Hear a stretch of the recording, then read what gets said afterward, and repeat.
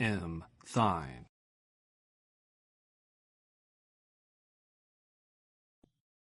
Introduction.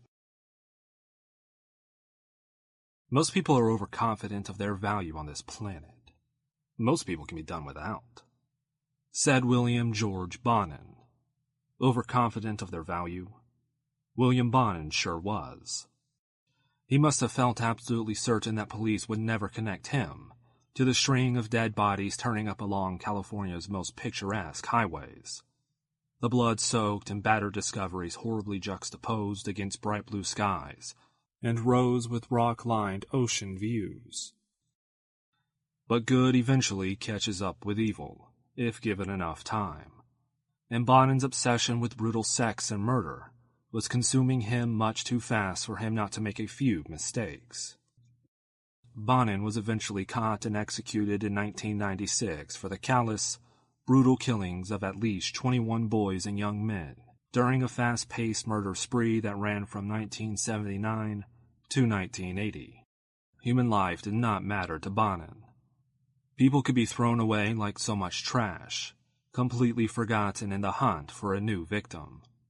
And while most parents worry about their daughters and warn them to take precautions, they usually forget that 1/3 of all murder victims are male. In the 1970s, it was boys who were dying with increased regularity along the highways and byways of Southern California. That's where Bonin trolled for his victims along the freeways, earning the nickname the Freeway Killer.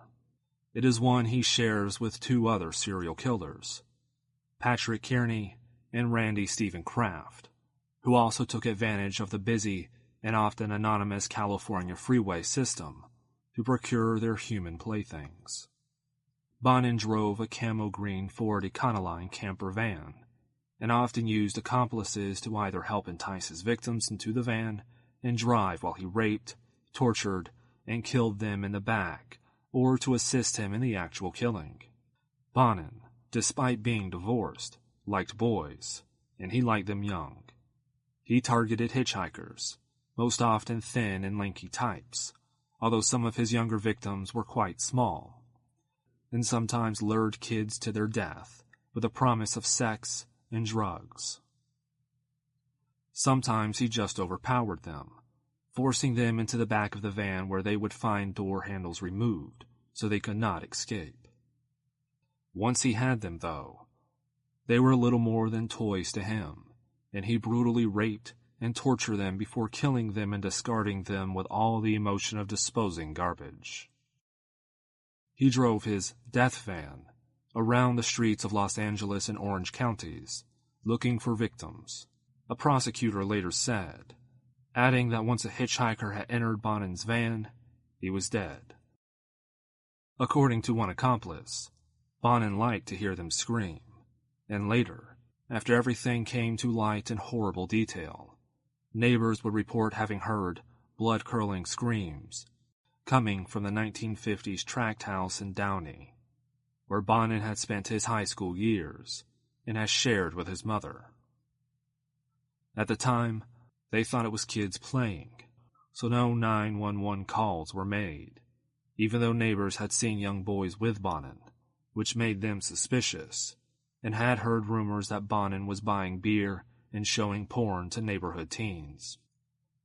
But for a few mistakes, including choosing his accomplices based on lust, Bonin was on his way to becoming the most prolific serial killer of all time. And to the families of those he sadistically murdered after torturing and raping them, Bonin was the one the world could have done without. He was a monster from childhood.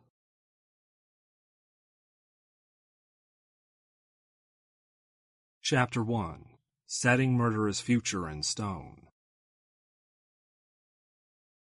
Born January 8, 1947, the same day as futuristic musician David Bowie, William George Bonin's birthday came with a touch of irony.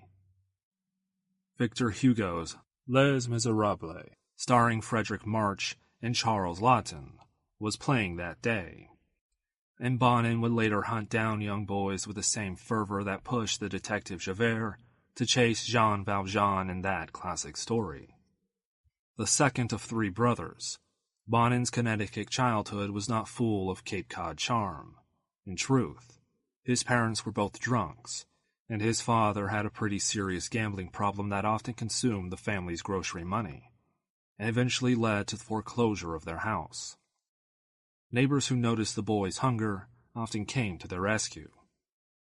The children gobbled, those Good Samaritan neighbors said, and were seemingly so hungry that they couldn't get enough food into their mouths fast enough. When things became particularly desperate for the parents, they left the boys with their maternal grandfather, a convicted child molester who had abused his daughter and most certainly abused his grandsons as well.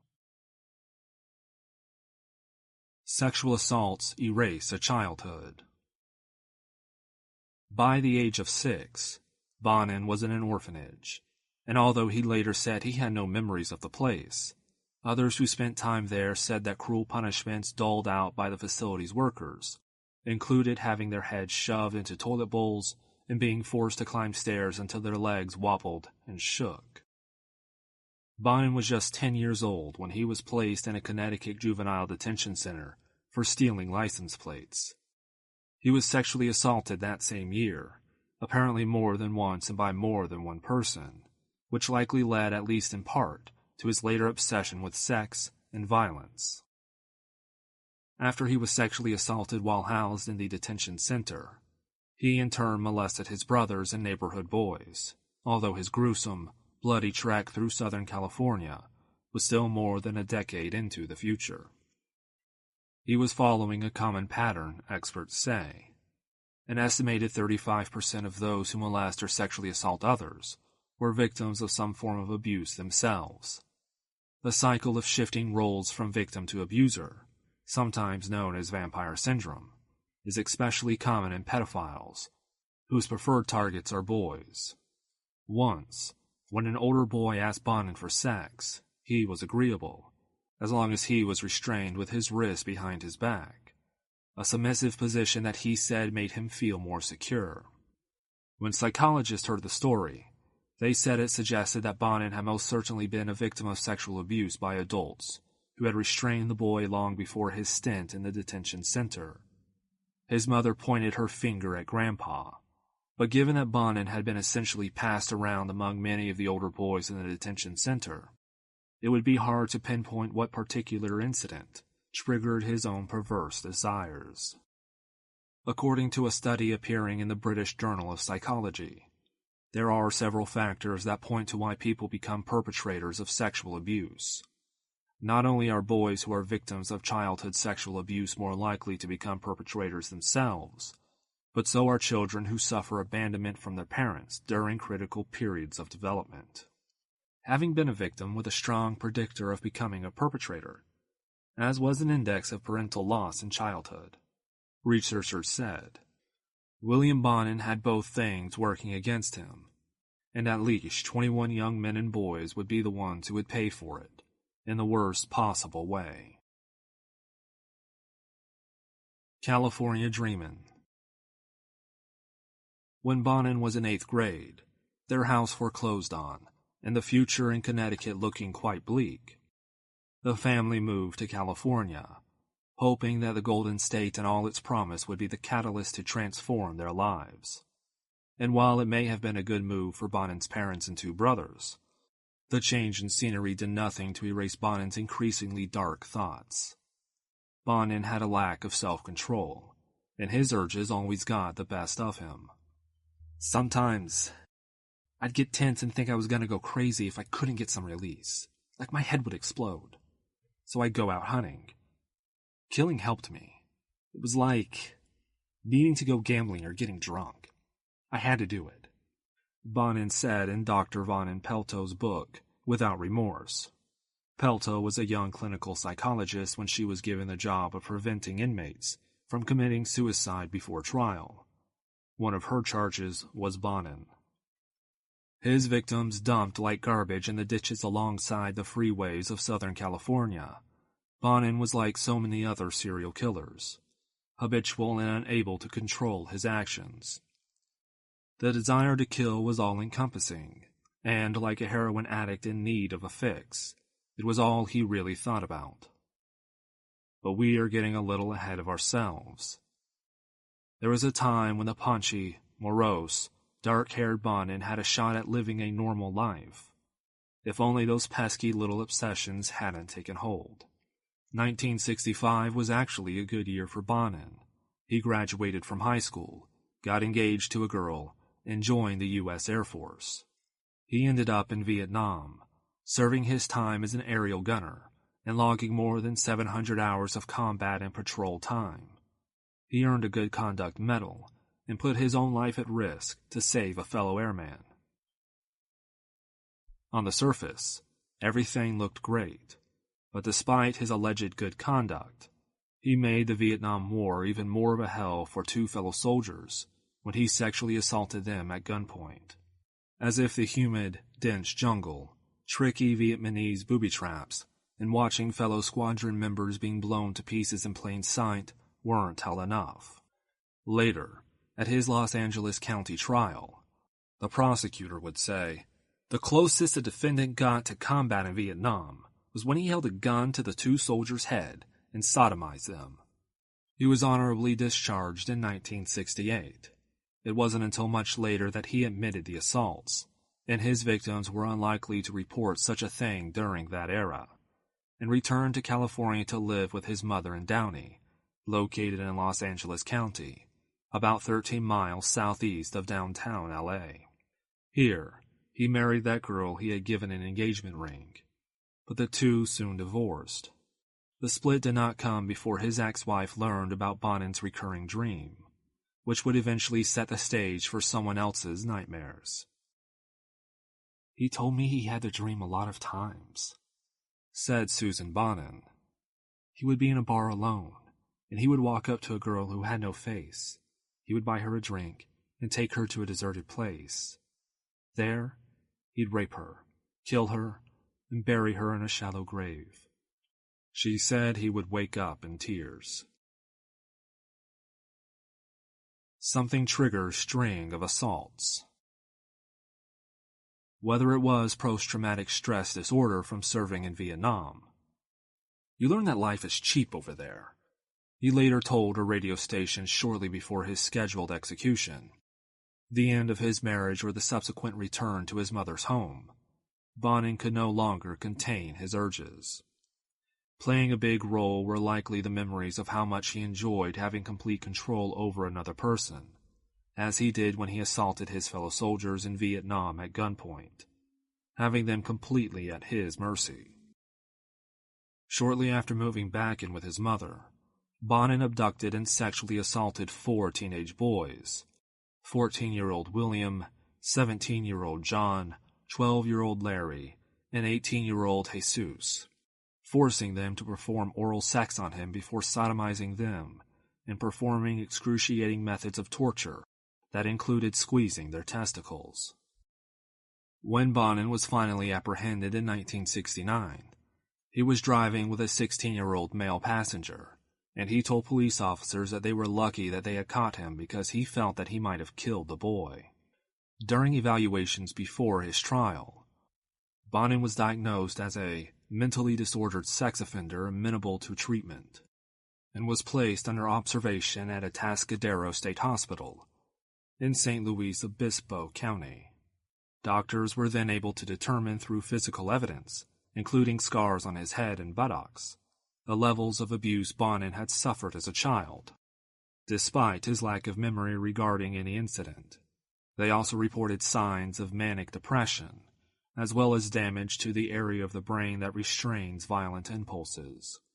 Professionals worked with him for 2 years, but Bonin was unable to shake his lust for young men, and he ended up being discharged from the hospital in 1971 and sent to jail in order to finish out his sentence after officials at the hospital ultimately found him untreatable.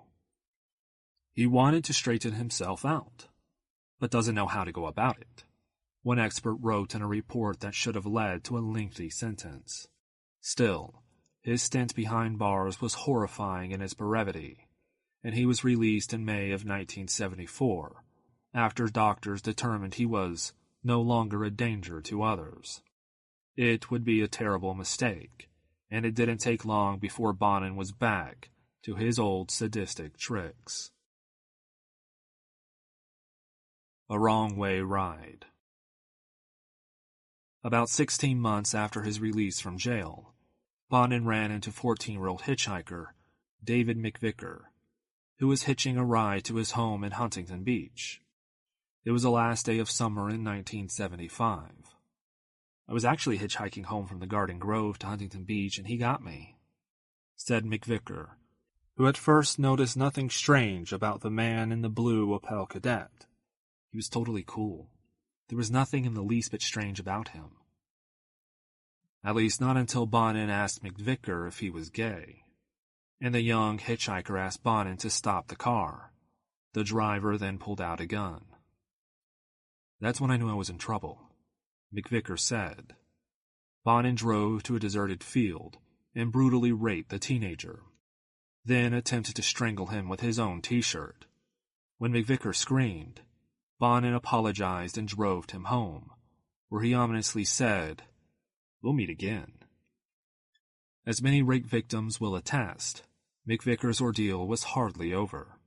His mother was reticent to talk about the details of the horrors her son had faced at the hands of a madman, so he had no one to talk to about his sorrow, rage, and terror except for his best friend, who was too young to provide the support McVicker needed.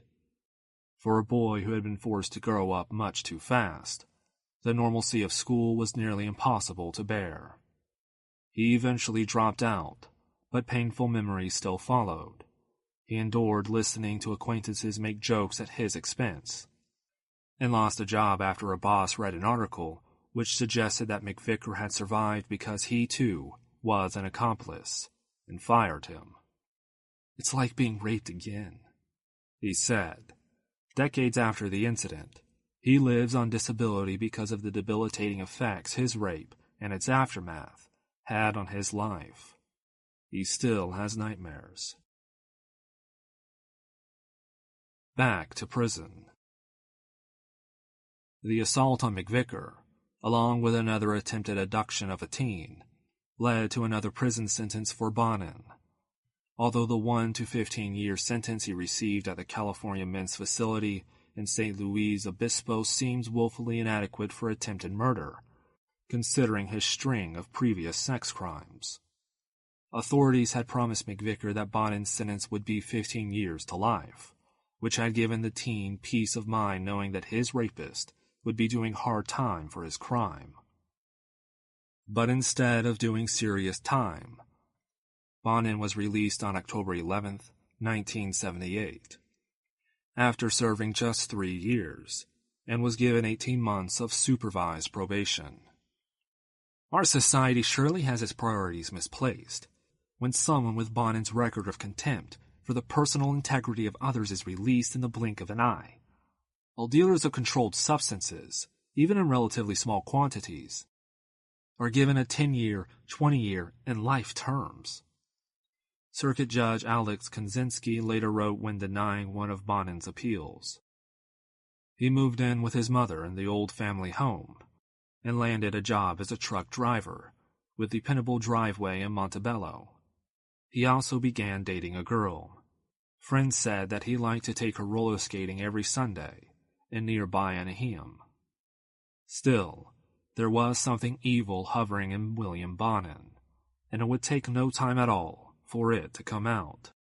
His neighbor, Everett Frazier, regularly hosted parties at his house, and it was there that Bonin met 22-year-old factory worker Vernon Butts, an amateur magician who also dabbled in the occult, and 19-year-old Texas transplant Gregory Miley, who eventually became both a lover and an accomplice to murder. "I had all kinds of people coming to my house all the time," Frazier said. "That's why he liked coming over to my place, because he knew he would meet a lot of young people through me." According to experts, between 10 to 25% of all serial killers like to hunt in pairs, and Bonin apparently wanted someone else to enjoy the fun of the freeways of California. It was a landscape tailor-made to suit his lust for young men, especially during the period when so many disenfranchised kids were looking for something more meaningful in their lives, and almost always expected to find it in sun-drenched California. Within a short time, Bonin's olive green van became an instrument of death, and his accomplices became witnesses to one man's descent into madness. First murder reveals degree of depravity. While some serial killers begin with simple murders, then become desensitized to it all, and escalate into more depraved behavior, William Bonin was depraved from the start. And his first victim would show that Bonin liked them young, and he found significant satisfaction in sadistic torture. One accomplice later said that Bonin loved to hear them scream, that his victims' expressions of pain gave him the most sexual and visceral pleasure. Thomas Glenn Lundgren was 13 years old when he left his parents' home in Reseda on May 28, 1979. It was early, and he hitched a ride, unfortunately ending up in the back of Bonin's outfitted van, where he would become a temporary plaything for both Bonin and Butts. The handles on the doors in the back of the van had been removed, so once inside, prisoners weren't going anywhere. A variety of different ligatures, knives and odds and ends were stashed within reach. Bonin had figured out everything. The dark-haired boy was found later that day, his penis and testicles removed, his throat slashed, his body covered in stab wounds and showing signs of strangulation. The vicious stabbing, one expert would later say, is common in murders committed by gay men who feel some sense of shame about their sexuality. And each new blow of the blade is seen as a futile attempt by the murderer to silence his own homosexual urges. Bonin later said that Thomas was not one of his victims. "I don't cut the dicks off little boys," he told one reporter in a sharp, angry tone, and ultimately he wasn't tried for Lundgren's murder. Officially, authorities still link Bonin to Thomas Lundgren's murder. A careless slip pushed 20 boys in danger. That summer, Bonin was arrested for molesting a 17-year-old boy, and because he was on probation, he should have been immediately returned to prison to serve out the rest of his sentence. An administrative error led him to be released before his court date. And as for that, he just decided not to show. His neighbor, Everett Frazier, picked Bonin up from the Orange County Jail. On the way home, Bonin told Frazier, "No one's going to testify again. This isn't going to happen to me again." It was late summer before Bonin and Butts struck again, this time picking up 17-year-old Mark Shelton, who was walking to a movie theater near Beach Boulevard. As part of his torture, Mark was raped with various objects found in the back of the van, including a stick. The torture was apparently so brutal that his body went into shock and he died. His killers tossed him in San Bernardino County, but because their victim had died before they had enough fun, they were anything but satisfied with the kill. They had destroyed Mark's family. His father, Don, was desperate for revenge when police told him his son was dead, but it wasn't enough for the two villains. The next day, they again went hunting, while Mark's father's anger simmered and festered. "I was consumed with rage," Shelton said. "One day I walked out into my garden, saw my scarecrow perched there, and demolished it with a shovel. I just bashed it to pieces. If that hadn't happened, I might have done something worse later on." Vacation becomes date with death. German exchange student Marcus Grabs was celebrating his 17th year with a backpacking tour of the United States, one last free-spirit adventure before adulthood officially set in. He was on his own, but met a wide variety of different people as he traveled, and enjoyed that as much as seeing the many diverse sights a different country had to offer. Marcus was last spotted hitchhiking along the Pacific Coast Highway. At some time during the evening of August 5th, 1979, the 17-year-old was picked up by Bonin and Butts in the back of Bonin's van, and later Bonin's house, when his mother was not at home, became a nightmare of sodomy, beating, and death. After they were done with him, they tossed Marcus's naked, battered body into the Malibu Canyon. When his body was discovered the next day, he had suffered more than 70 stab wounds, again an attempt by Bonin to kill his homosexuality, experts said.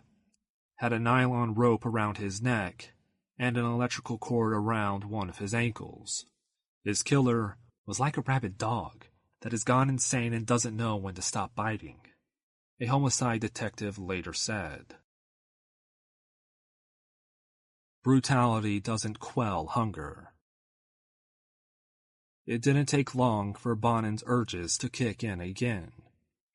On August 29, 1979, 15-year-old Donald Hayden Jr., a blond boy with a toothy grin, was hanging out in Hollywood, walking around the busiest part of Los Angeles, where so many dreams are made, and so many dreams completely fail. Born in Cincinnati, Donald found himself in California after his parents, Donald and Mary, divorced, and Mary decided the move to the West Coast would be good for her, Donald, and his younger brother and sister. The divorce hit young Donald hard, and without his father around for guidance, Donald got into trouble. He ended up living with his grandparents for a while, where he played baseball and voraciously followed the career of his idol, Pete Rose. Still, Donald wanted to be with his mother and siblings, so he moved to their apartment in Hollywood in 1977. When he was picked up during the early hours of August 27, 1979, walking along the Santa Monica Boulevard, he likely never imagined that he would end up strangled and tossed into a trash bin near the Ventura Highway, discarded like so much garbage. Bonin and Butts had abducted the young man and tortured him throughout the night. His body was discovered at around 11 a.m., about 10 hours after he was last seen. He had been stabbed in both the neck and the genitals. He had burn marks and bruising, and he, like Marcus, had been violated with a fist or something similar in size, as shown by the distension of his anus. Donald had also been hit in the head before being strangled and tossed away. If Butts had any qualms about following Bonin's descent into hell, he didn't show it. In fact, he seemed to like the good little nightmare that he and his friend were inflicting on Southern California. After the first one, I couldn't do anything about it. Butts later said about following Bonin's murderous lead. He had a hypnotic way about him.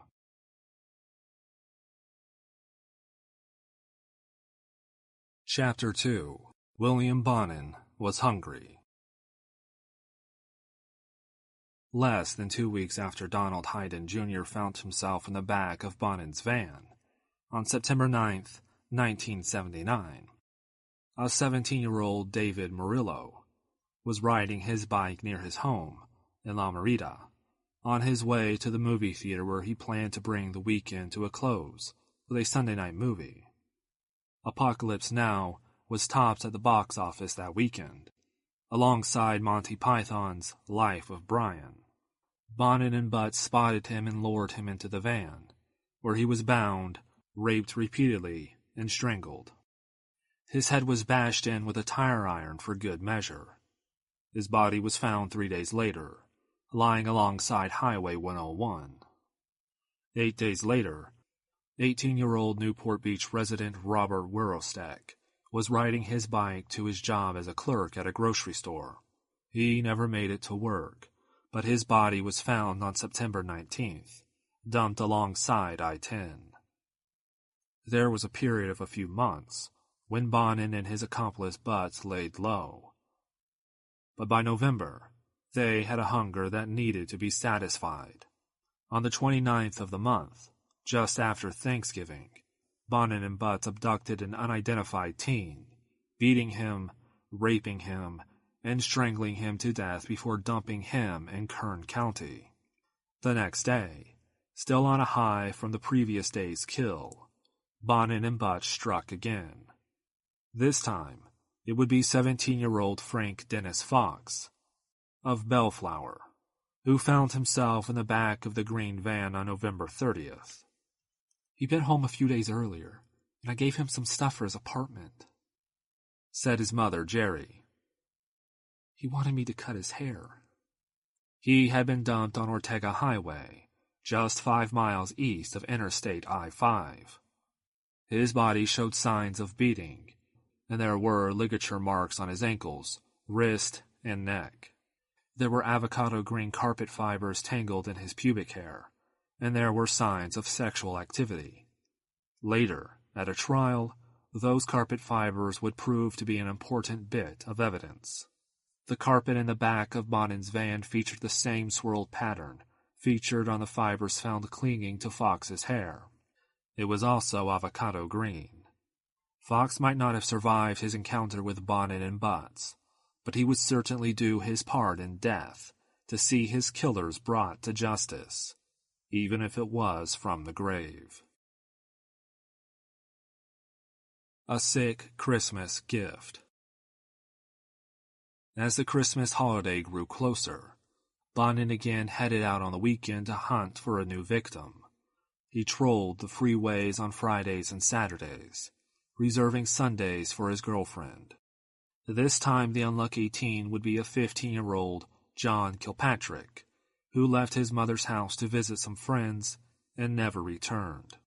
He had been wearing sandals and blue nylon shorts on the night he was last seen by those who loved him. Because John often went away for days at a time, he was having trouble dealing with the divorce of his parents and missed his father, who lived in Cincinnati, and friends had mistakenly reported seeing him at the mall. He wasn't reported missing until February.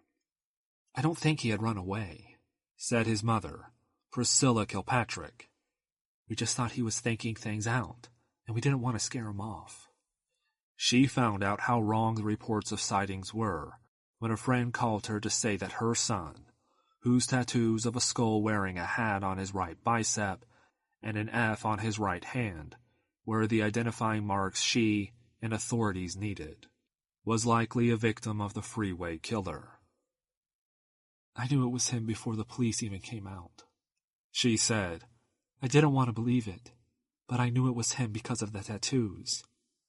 His brother had put them on." Kilpatrick, who was the 6th of 7 children, was identified in August of 1980. A grisly New Year's celebration. On January 1st, 1980, Bonin rang in the new decade with a solo murder. On this day, he brutalized and strangled a 16-year-old Rialto youth named Michael Francis McDonald. His body was found fully clothed, disposed of in San Bernardino County, but he wasn't identified until March 24th, a day that would play a critical role in the capture of Bonin. For a while, Bonin was satiated, but a month later, he again felt the need to kill.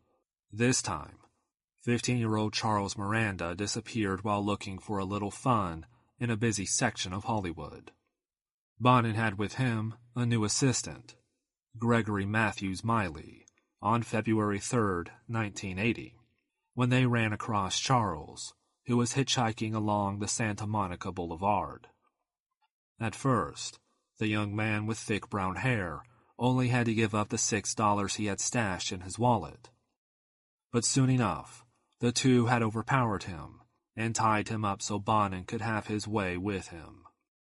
Miley attempted to rape Miranda as well, but was unable to sustain an erection, so he used sharp objects he found in the back of the van instead, brutally assaulting Charles to hide his embarrassment. Bonin said to Miley, "Kid's going to die. Kid's going to die." Kid's going to. This kid's going to die. To which Miley replied, "Why don't you just let the kid go?" Bonin refused and said, "No, because he'll know us, and he'll know the van." He then demonstrated his preferred method of murder for Miley. "Can you do it?" Bonin asked Miley as he began choking the boy. "Let me show you how to do this." Bonin then strangled Charles, using a tire iron to twist the shirt like a tourniquet, while Miley, apparently enjoying his first kill a bit too much, jumped repeatedly on Charles's chest. They dumped his naked body in an alleyway in downtown Los Angeles, then disposed of his clothing and other items. Bonin then turned to Miley and said, "I'm horny. Let's go and do another one." Miley at first protested and said, "Oh man, no way. I don't want to do any more. I just want to go home." But eventually helped find Bonin's next victim. The unluckiest boy on earth. The unlucky victim would be 12-year-old James McCobb, who was waiting at Huntington Beach bus stop for a ride to Disneyland. He had been staying with his older brother while his parents were away for the weekend, and he'd been dropped off at the bus stop by his brother, who had also given him money for admission. According to Miley, James got into the van willingly, too distracted with the idea of roller coasters and Mickey Mouse to recognize the danger of taking a ride with strangers. And instead of heading to the happiest place on earth, James had entered hell, and Bonin parked in a grocery store parking lot and got in the back of the van, where he repeatedly raped and beat the 12-year-old boy as he cried. Miley listened in for a while, then joined Bonin in the abuse because he felt like it. Bonin then strangled James with his t-shirt, again using the tire iron for leverage. James's body was found 3 days later, on February 6, 1980, alongside a dumpster. Bonin later told reporter David Lopez of KNXT-TV that of the 21 boys and young men that he is believed to have killed, that little kid was the easiest one to kill. His mother never recovered, and 16 years after her son's death, she was still looking for ways to keep the loss of her son off her mind. "You know that country song, No Future in the Past?" said Anna McCobb, in reference to the Vince Gill title. There isn't.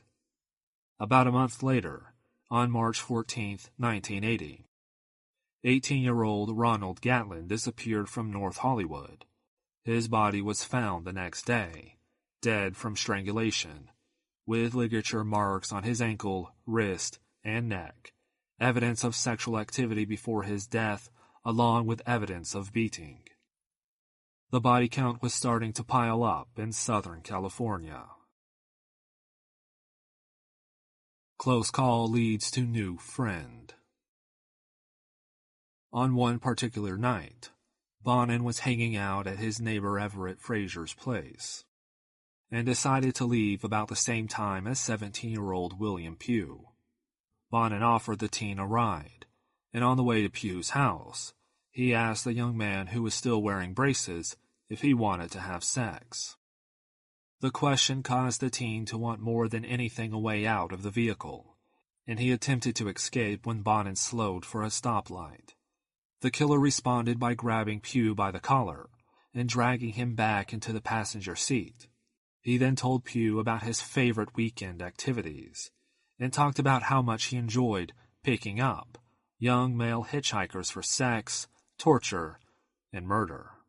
Bonin then said, "If you want to kill somebody, you should make a plan and then find a place to dump the body before you even pick a victim," before dropping Pugh off at his house unharmed. Pugh becomes Bonin's latest accomplice. After having survived a night with William Bonin, Pugh was apparently intrigued by the idea of rape and murder, and instead of going to police, on March 20th, the teen with a long rap sheet filled with various petty crimes, joined Bonin in the abduction of Harry Todd Turner, a 15-year-old runaway who had escaped a boys' group home and was working on getting as far away from the place as possible. According to Pugh, he and Bonin lured Harry into the van by offering him $20 for sex. The boy was agreeable, but it wouldn't be the kind of sex he was expecting. After Bonin tied up the teen, he brutally raped him, then bit him on the genitals hard enough to draw blood, and ordered Pugh to beat him up. Pugh did as he was told, and bludgeoned the boy into submission. Bonin then strangled Harry with his t-shirt using the tire iron as a tool, before they tossed his body into a Los Angeles alleyway. Bite marks were clearly evident on his penis, as were signs of a savage sexual assault. An autopsy later determined that his skull had been fractured in 8 places. Kills become big, big thrills. On March 22, 1980, police found the bodies of 2 boys alongside Ortega Highway in the Cleveland National Forest. 14-year-old Glenn Norman Barker, who was spotted hitchhiking after telling his mother he had plans to stay with a friend, and 15-year-old Russell Duane Ra, a student at Westminster High School, who was last seen at a bus stop waiting to catch a ride to his job at a nearby fast food joint. Both boys were naked, and their bodies had bruises from being beaten. Both had ligature marks on their wrists and ankles, as well as around their necks. Both had been raped, but again, there were carpet fibers clinging to their pubic hair, allowing them to speak from the grave. In a vicious new twist, Glenn had a series of cigarette burns looping around his neck. Glenn's mother, Sharon Barker, had been diagnosed with cervical cancer that had been treated into remission when she found out that her son was dead. Making the news so much worse was the knowledge that she had warned her son about taking rides from strangers, and had given him bus money to visit his friend so he wouldn't have to put himself in danger. But Glenn had spent his bus money, and was forced to catch a ride. He was not supposed to get in the van with anyone, said his grandfather, Elza Rogers. But you know how these boys are. The news devastated his mother, Rogers said, and significantly impacted her already fragile health. It didn't help her very much with the cancer, said Rogers. It really was a strain on her. Still, the divorced mom did what she could to manage her job at Kmart, which she later juggled as best she could during Bonin's murder trial, which she attended religiously to both represent and remember her son. Unfortunately, she was unable to see the boy's killer brought to justice. Barker died 3 years after Bonin's conviction, when he was still sitting on death row, and where he would sit for 14 more years. She told me she would have liked to have lived to see Bonin die. It was the only regret she had, said Rogers. She really hated him. Bodies of boys pile up. Despite the distinct, unwavering similarities in many of the murder victims, police were still unwilling to make an official call regarding a serial killer hunting down young boys throughout Los Angeles and Orange counties. It was just as well, because there were 2 other killers making the rounds in Southern California, and eventually, all of them would become known as the Freeway Killer.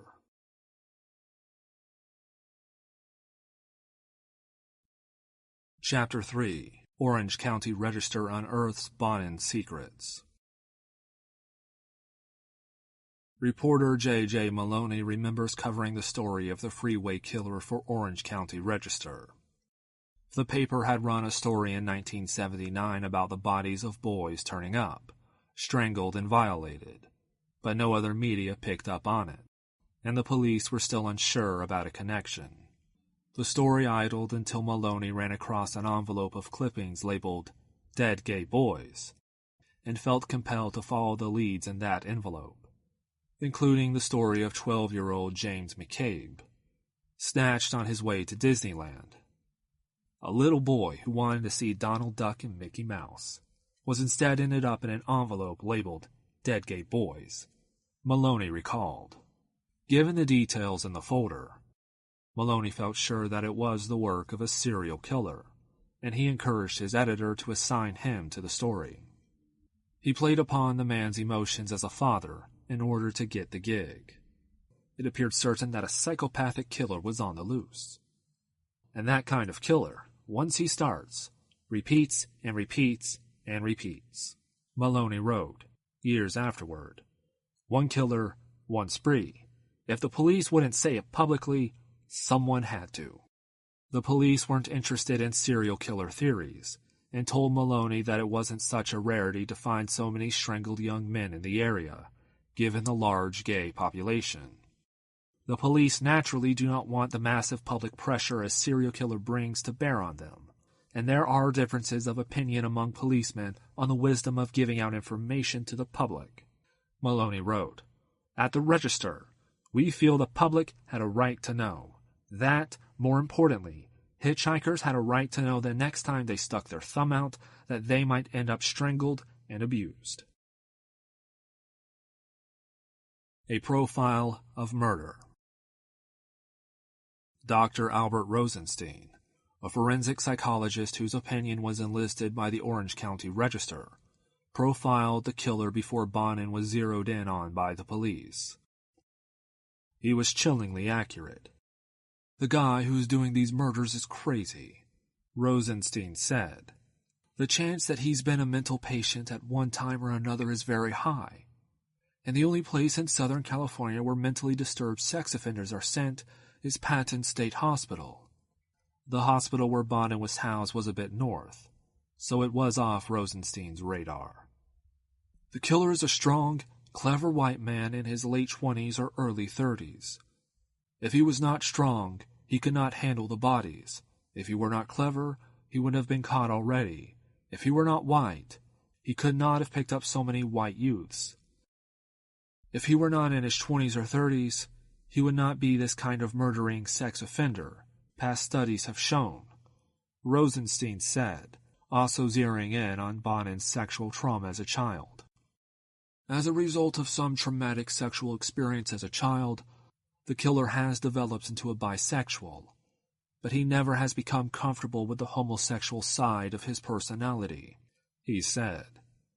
"He cruises the streets in a van, looking for young, white hitchhikers. He picks them up and offers them a drink, an alcoholic beverage laced with a drug. Once his victims are drugged, he assaults them sexually in the back of the van. After he's done that, he finds what he's done so repugnant that he feels he has to commit acts of sexual mutilation on their bodies after he has killed them." The only thing Rosenstein got wrong was the sheer pleasure Bonin took in killing his victims. Rather than revulsion, he enjoyed the screams, the begging for mercy, the pain he inflicted, and reveled in his control over the boys who were unfortunate enough to get into his van. "Bonin loved killing," said Orange County Prosecutor Sterling E. Norris. He delighted in talking about it. The story breaks. And on March 24th, 1980, we broke the story that a serial killer was at work in Southern California. We called him the Freeway Killer, Maloney said. Even then, with so many similar murders, so many details linking the crimes, many officers believed that the Freeway Killer was little more than a story crafted by journalists to sell papers. "I believe it was the Orange County Register that started all this," said Captain Walt Ownbay of the Los Angeles County Sheriff's Department. "This has built up and created a lot of fear about a killer or a group of killers, and there's no evidence substantiating any of that." It was, he said, a total figment in the minds of journalists. Still, police did have a team investigating potential links between a handful of cases. "We're monitoring 5 cases since May of 1979 for any link among the 5 as well as the 18 we've heard about in the multi-jurisdictional Southern California area," Ownby said. But I must emphasize we don't have any evidence linking them. In this county alone, we have 35 to 40 dumps alone. It's not unusual to find similarities in 5 dumps a year, young boys, old men, or young women, said the captain, who clearly had become jaded by the number of murder cases his office handled each year. And you have to remember that 90% of all murders are done in only 4 ways. You shoot them, stab them, strangle them, or blunt force them. He blamed the desire to pin the murders on a single killer to a growing exposure of serial killers. People are more inclined, due to the recent history of multiple murders like Son of Sam, Hillside Strangler, and the trash bag murders, to read things into them. Maybe it's a sign of the times. Still, the Orange County Register stuck to the story like glue, and soon enough, television stations also picked up the Freeway Killer story and ran with it. The freeway plays such an important part because it's so easy to get away, said CBS reporter David Lopez. You could drive forever on those freeway exchanges. With so much media attention, along with a reward for information about the killer, schools began warning students about the dangers of hitchhiking, and tips began coming in, both to the newspaper and the Orange and Los Angeles County Police Departments. There were more bodies and more bodies, Lopez said. Then in late 1979, you realized there was a mass murderer out there. So many bodies were found, said Earl Robitelli, who was then police chief of Huntington Beach, that it was no longer, is it going to happen again, but who's going to be the next victim? And where will he be abducted? And where will he be picked up? He was so systematic and predictable, Robitelli said. That was the scary part.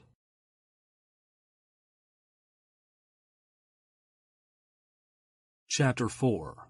Bonin's Trial of Death, Torture, continues.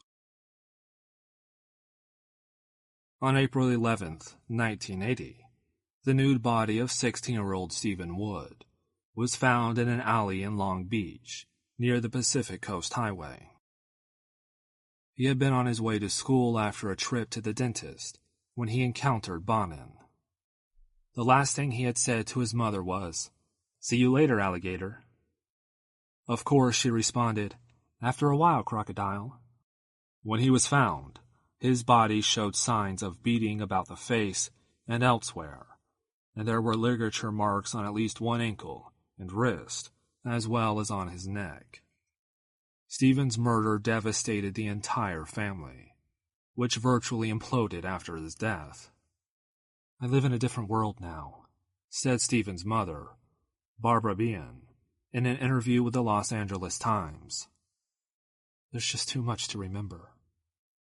Her son Carl, 20 when his brother's body was found on April 11th, had a particularly hard time accepting his brother's murder. "He just went off the deep end," said Bien, adding that on Bonin's birthday, January 8, 1989, he rode his bike to a local discount store to purchase a shotgun and ammunition. He then pedaled to a friend's house and shot himself to death in the garage. "He was hurting for 9 years, she said of Carl, who tried to suppress his pain with drugs, then sank deep into an addiction that brought signs of mental illness into the light. It was an absolute nightmare at the end." Their family blown apart, Bien and her husband moved to Arizona to escape the daily reminders of their sons, their schools, their friends, their favorite hangouts, but still carry with them the demons that are memories, and they stick to themselves now, avoiding making any new friends. "They're happy. They have good things going on," she said of the people she doesn't want to know. "And I don't think we do." Torture methods escalate. On April 29, 1980, Darren Lee Kendrick, age 19, was collecting carts in the parking lot at a grocery store where he worked when Bonin and Butts enticed him into the van with a promise of drugs. When his naked body was found the next day, it revealed the nightmare Kendrick had suffered during his time with Bonin and Butts. He had been brutally sodomized and beaten, and had also been restrained, as shown by the ligature marks on one ankle and wrist, as well as around his neck. He had a stab wound to the top of his spinal cord thanks to the ice pick that had been lodged in his ear, and he had chemical burns on his mouth, chin, chest, and stomach from being forced to drink hydrochloric acid. Earl Hansen, an attorney who represented Bonin during his confession, said the need for more violence was similar to the escalating need of a drug addict. He had to constantly increase the dosage to keep the same euphoria. Hansen said.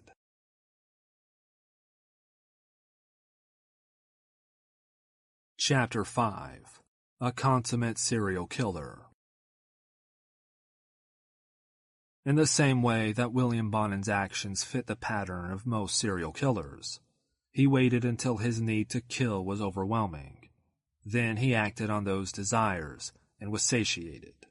His past also helped set the course for future events. And many said that William Bonin never really had a chance. He was faced with so many significant hurdles when he was young that it made it virtually impossible for him to be a successful human being, said one of his public defenders just hours before his execution, according to Heather Mitchell and Michael Giamott of Virginia's Radford University. The majority of serial killers suffered physical abuse, sexual abuse, psychological abuse, or neglect as children. One expert, Robert K. Ressler, considered the foremost authority on serial killers. He coined the term, went so far to say 100% had been abused as children, either with violence, neglect, or humiliation. For Bonin, his parents were drunks who ended up abandoning him at his grandfather's house, knowing that the man was a pedophile. After starting down that nightmare, Bonin acted out, only to find himself in a detention center at age 8, surrounded by much older, equally troubled kids who continued the sexual abuse. With those unexplained scars, it was clear he suffered significant physical abuse as well. In terms of what made him a serial killer, Bonin's past was a horrible trifecta of abuse, neglect, and brain damage that impacted his ability to exact rational control. Normal parents? Normal brains? I think not, said Dr. Jonathan Pincus, a neurologist and author of the book Base Instincts, What Makes Killers Kill.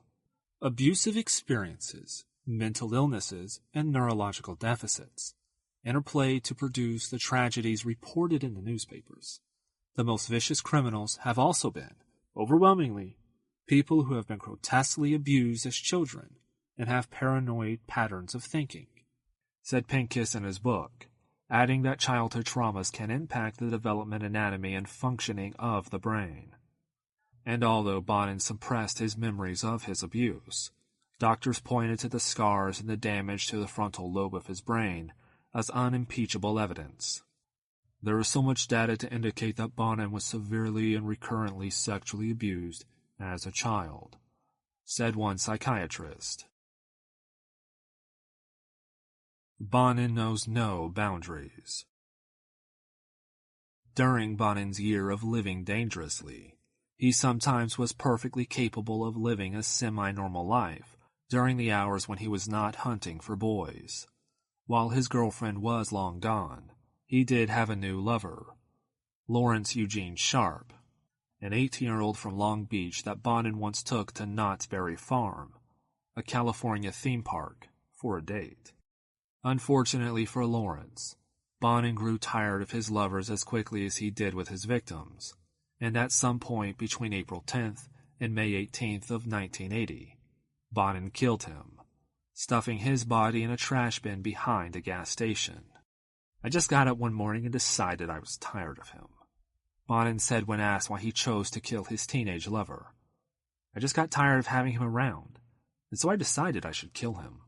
Bonin later told the TV reporter David Lopez that if he had not been arrested, I'd still be killing. I couldn't stop killing. It got easier with each victim I did. A solo killing leaves victim's family in turmoil. On May 19th, Bonin wanted Vernon Butts to go with him on a hunting trip, but Butts said no.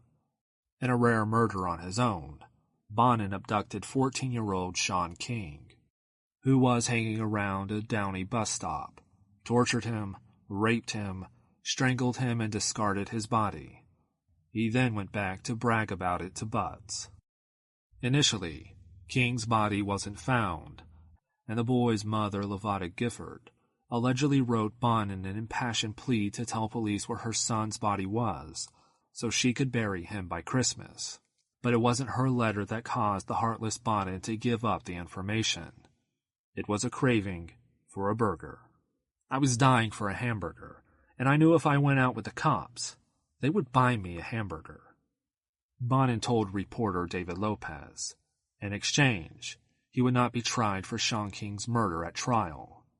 Later, with Bonin behind bars awaiting his date with the executioner, Gifford wrote a flurry of letters to her son's killer, in hopes of hearing from him some element of remorse. I saw on TV in 1989 that Bonin had become a born-again Christian, and I needed to know if he had made any real peace with his Lord and had any remorse, she said.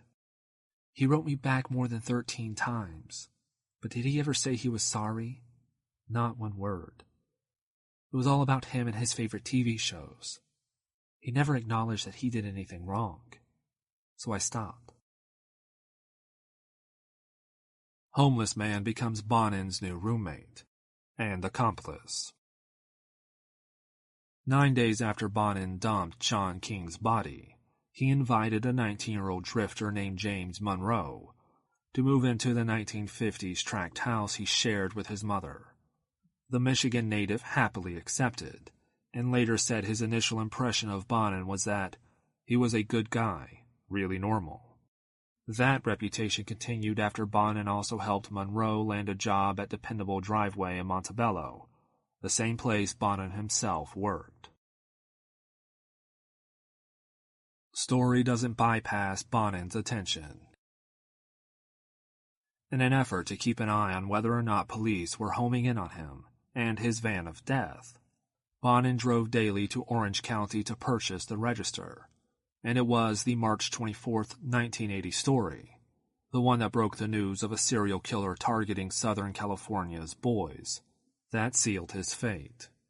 To those that weren't his accomplices, Bonin seemed obsessed with the story and collected clippings on the Freeway Killer that he stored in a scrapbook he kept in his van. Bill'd bring in the newspaper and say, "This guy got another one," and I'd say, "Damn it, Bill, I wish they'd catch this guy. It's guys like this that give other good gay guys a bad name," said Everett Frazier, his longtime friend and neighbor. The Register had included a photo of a suspicious van linked to the dead bodies. It was a drawing, but included every detail but Bonin's CB Trucker sticker in the back window and their disappearances. For that first story, the Register also had included photos of many of the strangling victims, and Bonin pointed them out to one of his accomplices, and told him that he was the madman rounding up the young men. He said, "Well, this is number 7, or 14, or 12. The accomplice later said in court. The police finally recognized the pattern associated with many of Bonin's victims, and departments throughout the region began working together in hopes of capturing the Freeway Killer. There was total paranoia in the community, particularly there near the end, said Earl Rabatelli, whose Huntington Beach paradise was one of Bonin's favorite hunting grounds. It was a very rough time. Orange County investigator Bernie Esposito was also on edge. You went home at the end of the day and held your breath that the damned phone didn't ring with another one, Esposito said, adding that the string of murders was unforgettable. Some of them were stabbed, most of them were strangled, but the thing that stands out in my mind is the pain he inflicted on those boys and the callous disregard he had for them. The detective said, he treated them as a sex object that was just there for his gratification. I looked across the breakfast table at my 14-year-old son, and I just imagined how I would feel if police came knocking at my door in the middle of the night and told me that my son had been brutally murdered and left in some field like a bag of trash.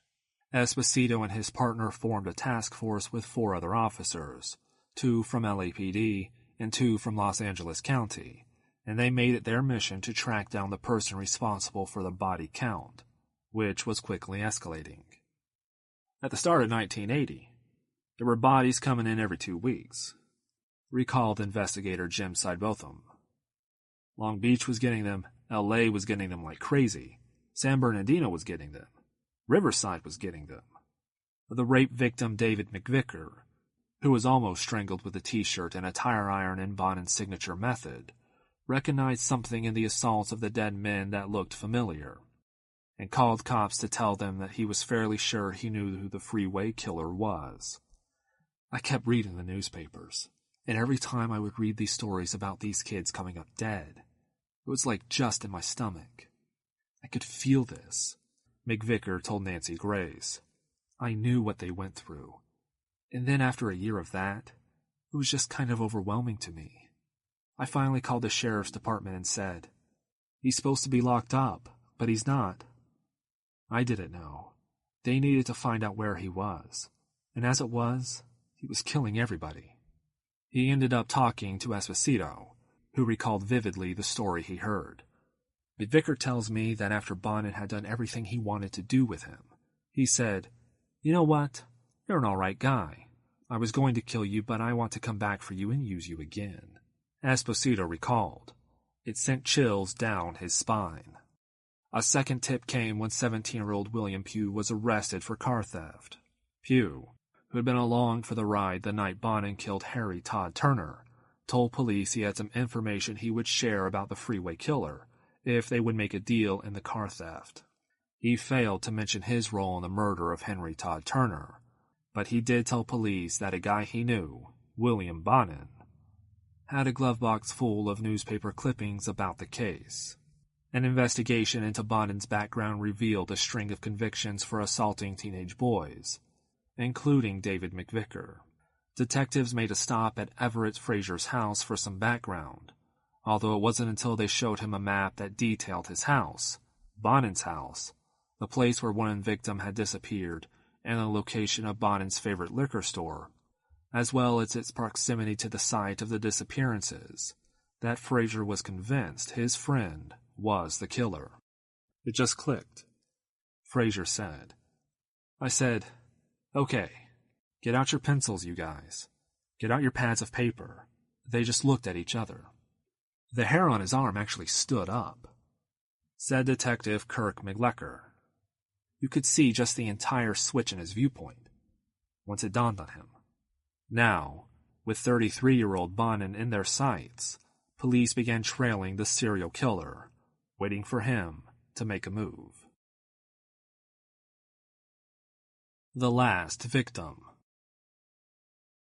It was early on June 2nd, 1980, when Bonin and a drifter named James Monroe spotted Stephen Wells along the freeway. The 19-year-old agreed to accompany the two back to their house for sex. They took Wells back to the house the devilish duo shared with Bonin's mother.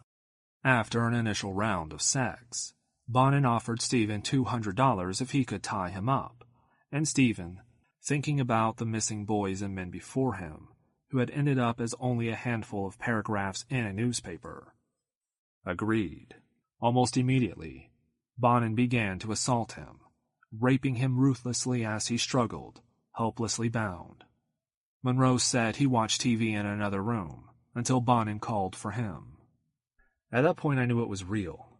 Bonin went to get a glass of water and I told him, "No, don't do this." But Bonin said, "It's too late. There is nothing that you or I can do to stop it." Later, Bonin showed little emotion as he described the murder. "Both me and Jim beat him up prior to killing him," Bonin told police. "He said he wouldn't tell anyone, just to let him go. When we finally got around to killing him, we put a shirt around his neck. I twisted it, and he was strangled." And while Bonin might have been calm in describing the murder, as it was happening, he was anything but.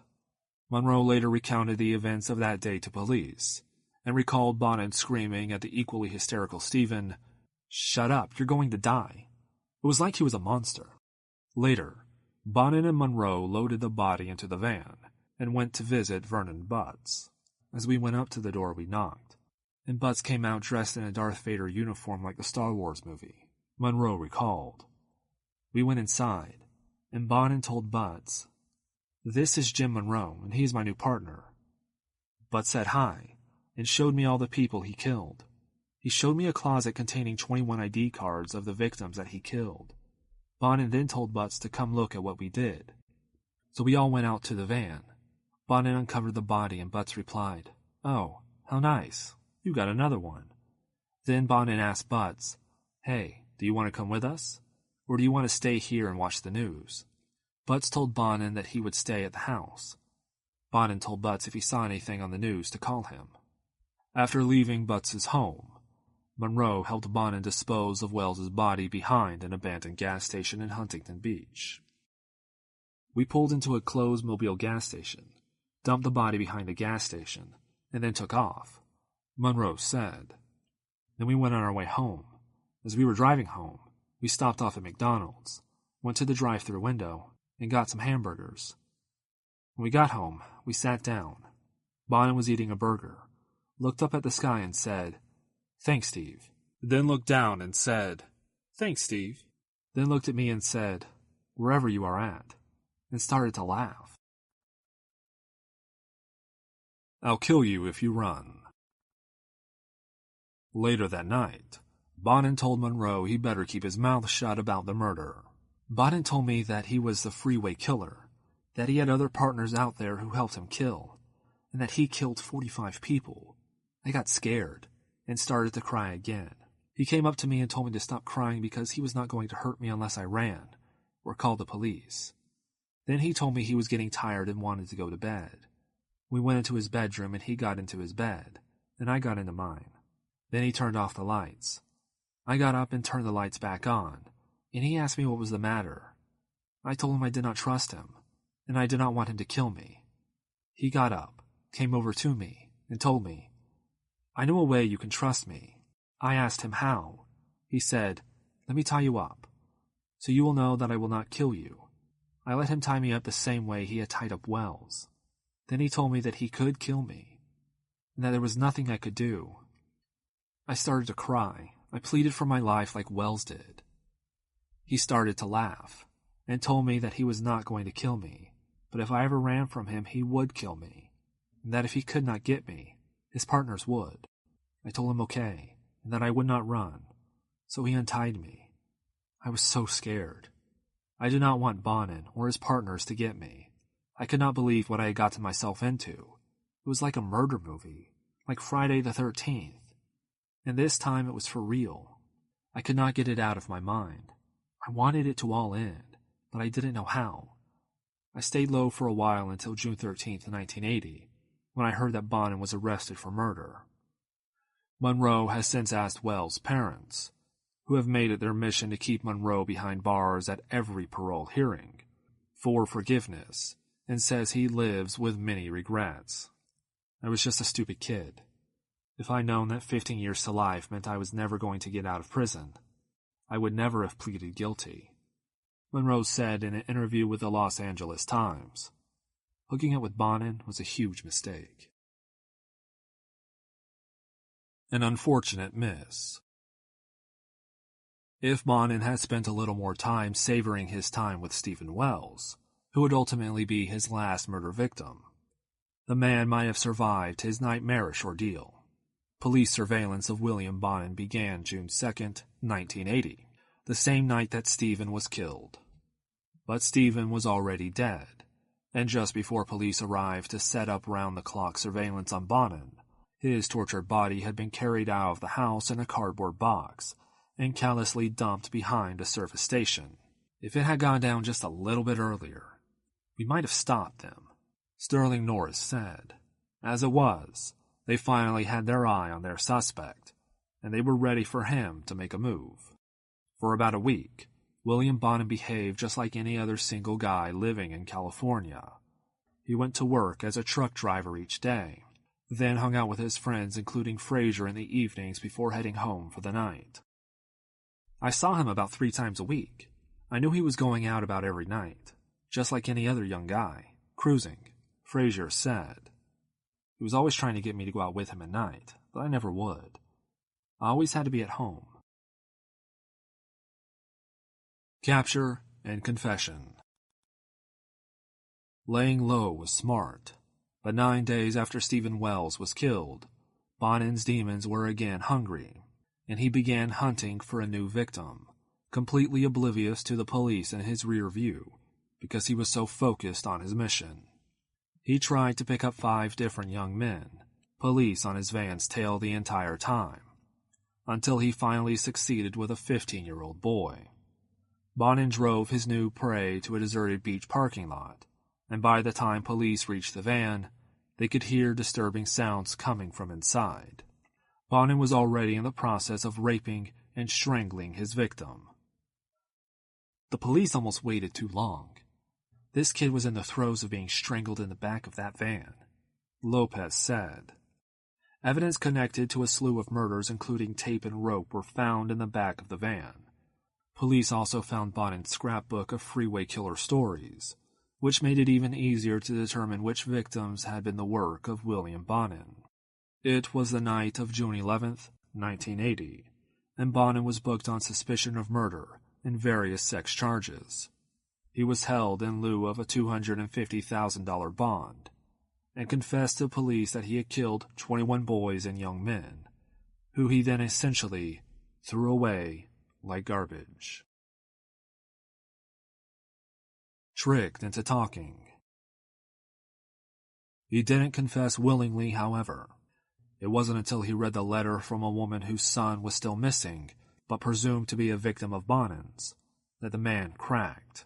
He led the authorities to the body of Sean King, although he later said he did it not to ease the mother's pain, but for the hamburger he knew the officers would buy him for lunch, and then told them everything about the 21 murders. Later, Jigsaw John St. John, one of the officers whose work helped put not only Bonin, but also his accomplices behind bars, pulled Los Angeles Deputy District Norris aside. "I've got to tell you something," the detective said. "It wasn't Mrs. King who wrote the letter. It was me." An encounter with the devil. As he confessed over the course of several evenings, Bonin casually told police the increasingly more grisly details of his murder spree. "I tied him up with nylon, this electrical type of wire. I pulled a knife on him, and he got scared. I stabbed him in the left arm. It surprised me that I did it," Bonin told police, recounting the murder of one of his victims. "I stabbed him again, and then again, and again and again until he was helpless." There were so many stab wounds because Bonin wasn't methodical or ritualistic about stabbing, despite the intimacy of the torture.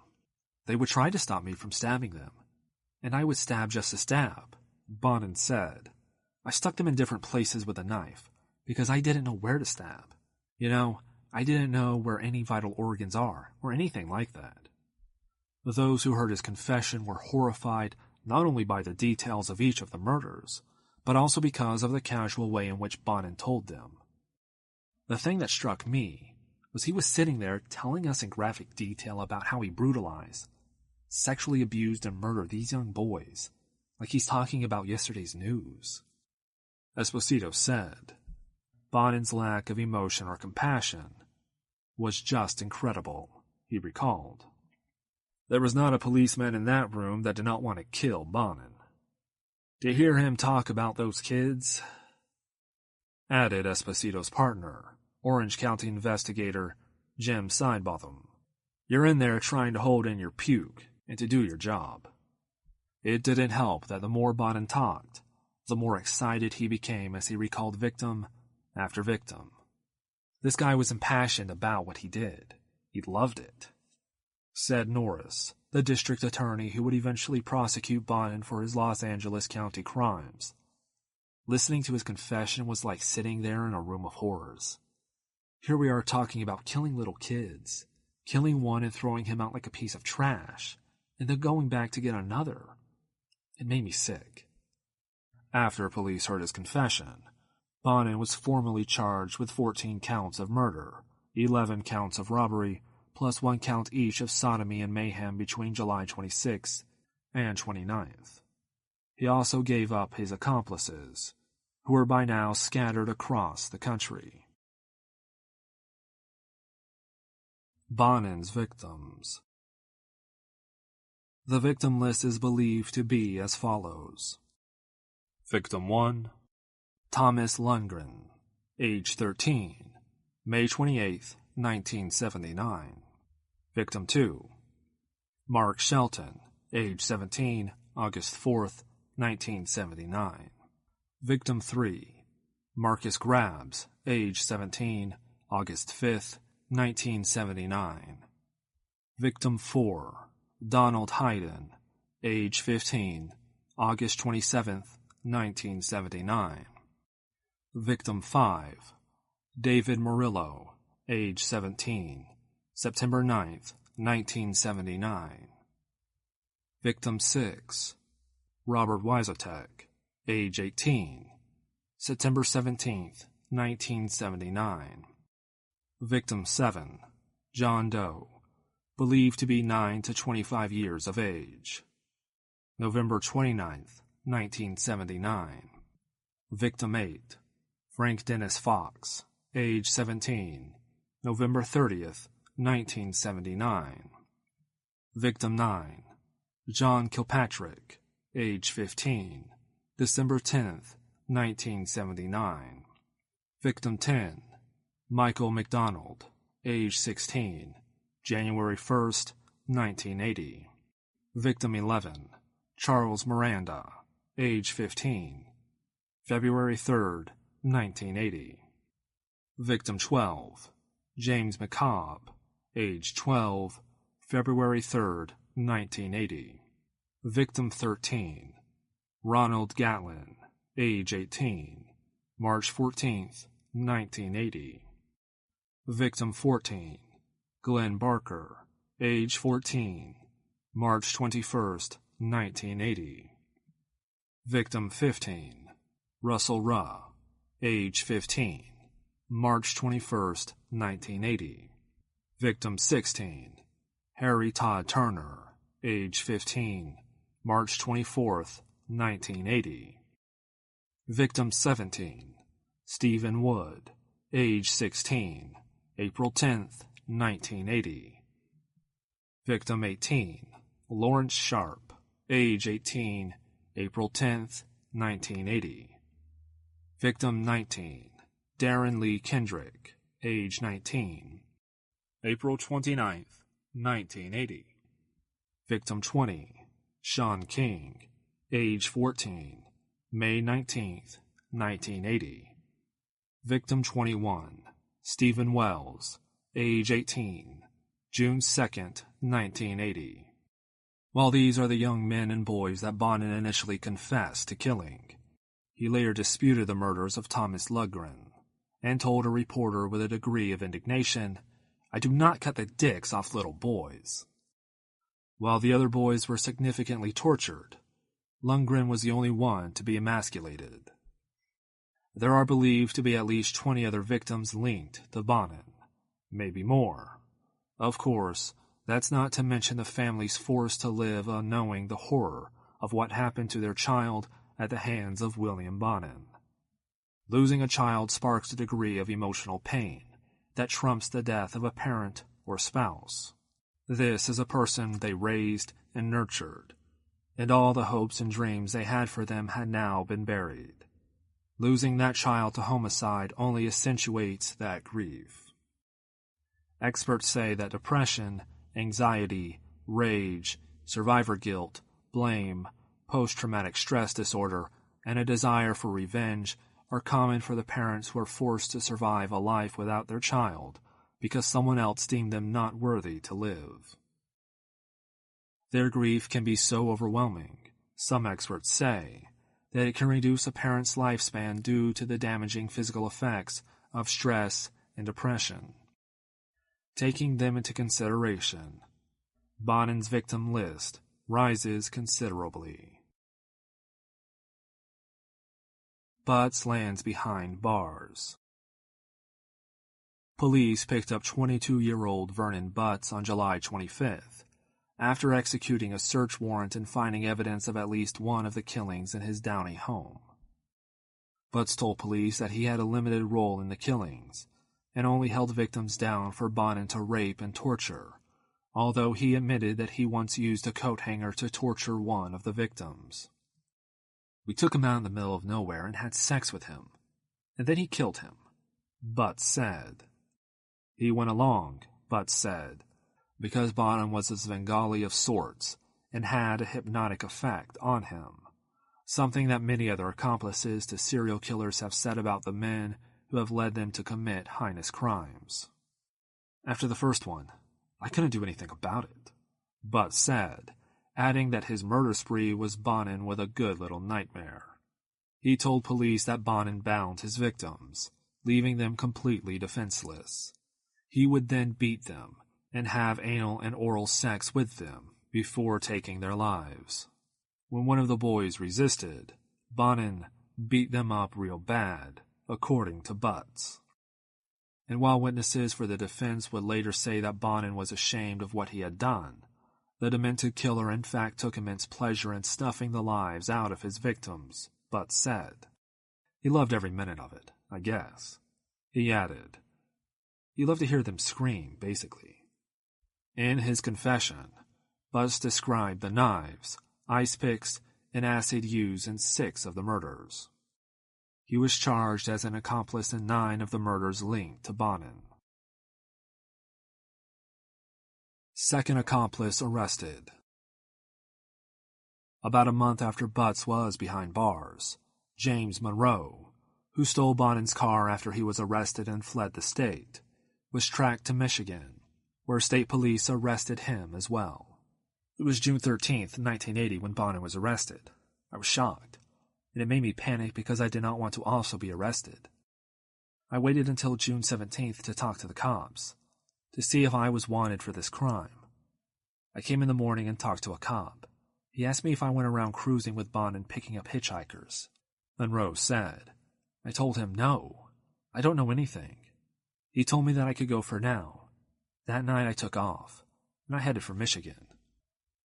I stalled the cops for as long as I could, until I got busted for the murder of Stephen Wells. That is when my nightmare began, and I would never wake up, he said. I was eating a sandwich when I heard a knock on the door, Monroe said. My cousin Cindy opened the door and the police came in. There were cops everywhere.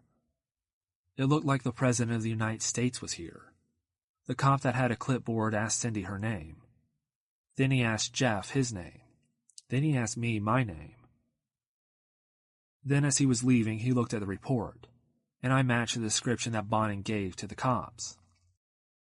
So they got me, and took me outside. As I went outside, there were reporters, TV cameras, and cops everywhere. They had taped off the entire area, and hundreds of people were watching. As I was being led off by the Michigan State Police and the detectives of Michigan. When I got in the car, my cousin asked me in shock, "What the hell did you do?" I looked at her and I told her I didn't do anything. She just shook her head in disbelief and in shock. Monroe's parents learned about his arrest on the evening news. One of the arresting officers, Michigan State Police Trooper James Dowling, was already familiar with Monroe and called him a regular, run-of-the-mill pain in the neck. In an August 14th, 1980 hearing, Monroe pleaded innocent to the charges. Another accomplice lands in jail. On August 22nd, 1980, Gregory Matthew Miley was arrested in Houston, Texas, on 2 counts of murder, 2 counts of robbery, and 1 count of sodomy. He fled to the Lone Star State as soon as he learned of Bonin's arrest, and was targeted after he admitted during a recorded phone conversation with a friend that he'd participated in the rapes and murders of 2 of Bonin's victims. In his confession, Miley told homicide detective David Cusher that their first victim, Charles Miranda, was a young gay teen they picked up in Hollywood. Miley said Bonin raped Miranda, and he tried but failed to maintain his erection. So he then killed the boy while Bonin tied his hands, tied his feet, and tied his feet to his hands. The detective later said in court during a preliminary hearing prior to Miley's murder trial. According to Kusher, Miley described how Bonin pulled Miranda's shirt over his head, twisting it like a towel, before asking Miley to hold the shirt in place while he got the tire iron. Bonin took the iron bar, stuck it in the shirt, and began twisting it in a corkscrew-type effect until the boy was dead. Kusher testified. They then dumped Miranda's body and drove to Huntington Beach, where they spotted James McCobb, waiting for the bus to Disneyland. According to Miley's confession, David voluntarily got in the van and got in back with Bonin, but soon was making crying noises that Miley could hear from the front driver's seat.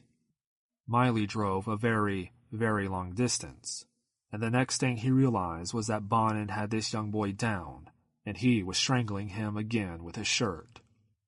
Miley admitted that he again helped hold this boy down, but there wasn't much to holding him down because he was so small, and that he helped by twisting the shirt around the boy's neck a little bit, until he was dead.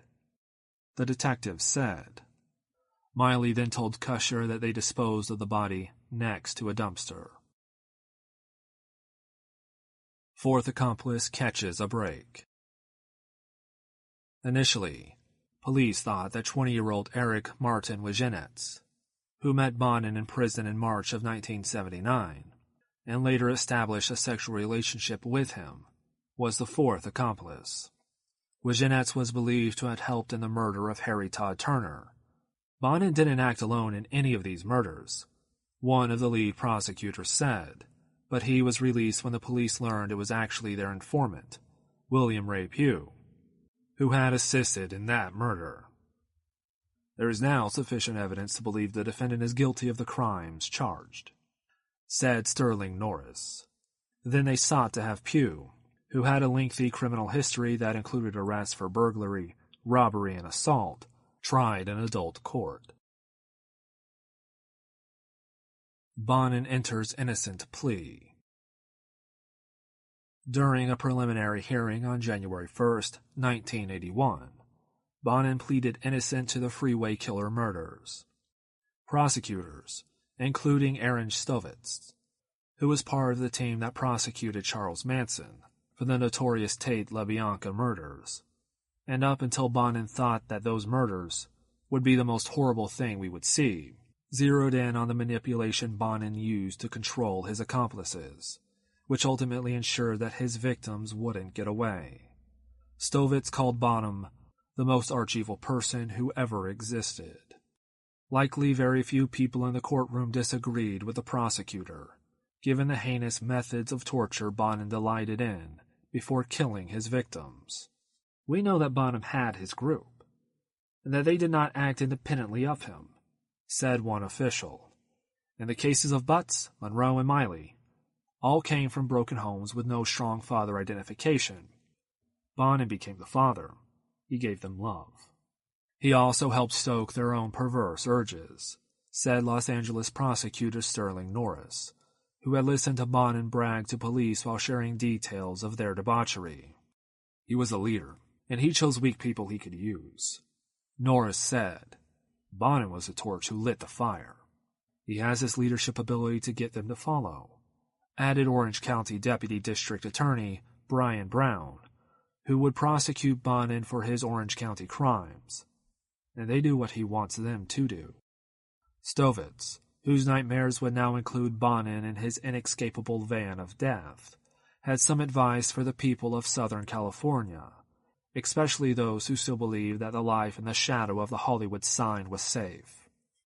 Is there a lesson to be learned from this case? Asked Stovitz. Yes.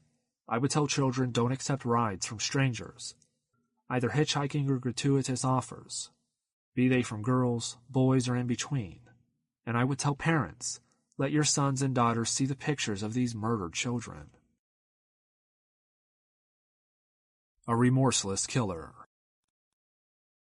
Bonin expressed no remorse for what he had done, although he did demonstrate embarrassment and regret at being apprehended. Once confronted with the evidence, he freely confessed to police. He also offered a confession to CBS television reporter David Lopez, in hopes of snagging a life sentence rather than the death penalty. Still, he refused to accept responsibility for what he had done. It was like someone threw cold water on my face, listening to a guy sitting there describing to you how he killed people and why he killed people, Lopez said. He was an easy target. It was a game. I asked him what happens if you don't get caught, and he said, I couldn't stop. I'd still be killing. I couldn't stop killing. It got easier each time. Lopez also asked Bonin why he killed so many victims, and he couldn't really say. All he said was, he liked the sound of kids dying. What he didn't like the idea of was death, even though he so nonchalantly brought it to so many of his victims. He said he was terrified of the death penalty, Lopez said.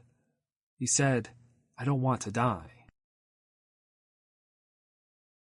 Butch chooses suicide over facing the music.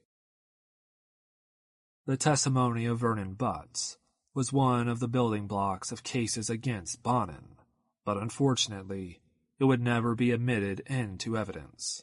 By early January, Butts was dead, a towel twisted around his neck in a method of death that was eerily reminiscent of the way most of Bonin's victims died.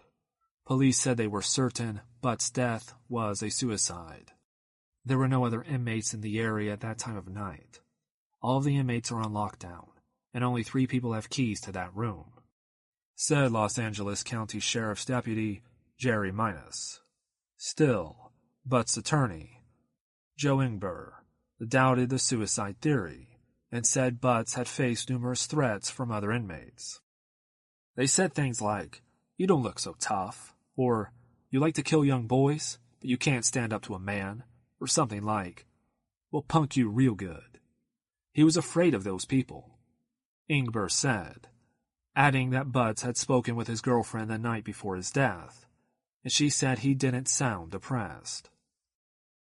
I think the sheriff's version is a bunch of malarkey, Ingber said. I'm not accusing the sheriff's department of anything, but what happened doesn't make much sense. Minus had a different story about Butts and his supposed state of mind, however. He was apparently very upset about the release of the transcript from the preliminary hearing, which had been held behind closed doors last month. He seemed particularly concerned that it would shock his friends and relatives. Butts said most of the victims were strangled with their own T-shirts, but some were attacked with a variety of butcher, buck, and steak knives, and one was killed with an ice pick through his ear. Butts was scheduled to be tried July 27th on 6 counts of murder.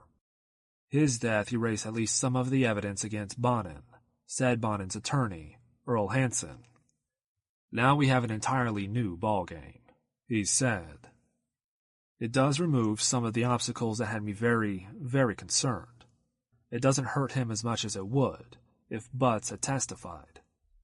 Still, Aaron Stovitz said Butts' case would have no impact on their case against Bonin, set to go to trial May 4th in Los Angeles County on 14 counts of murder.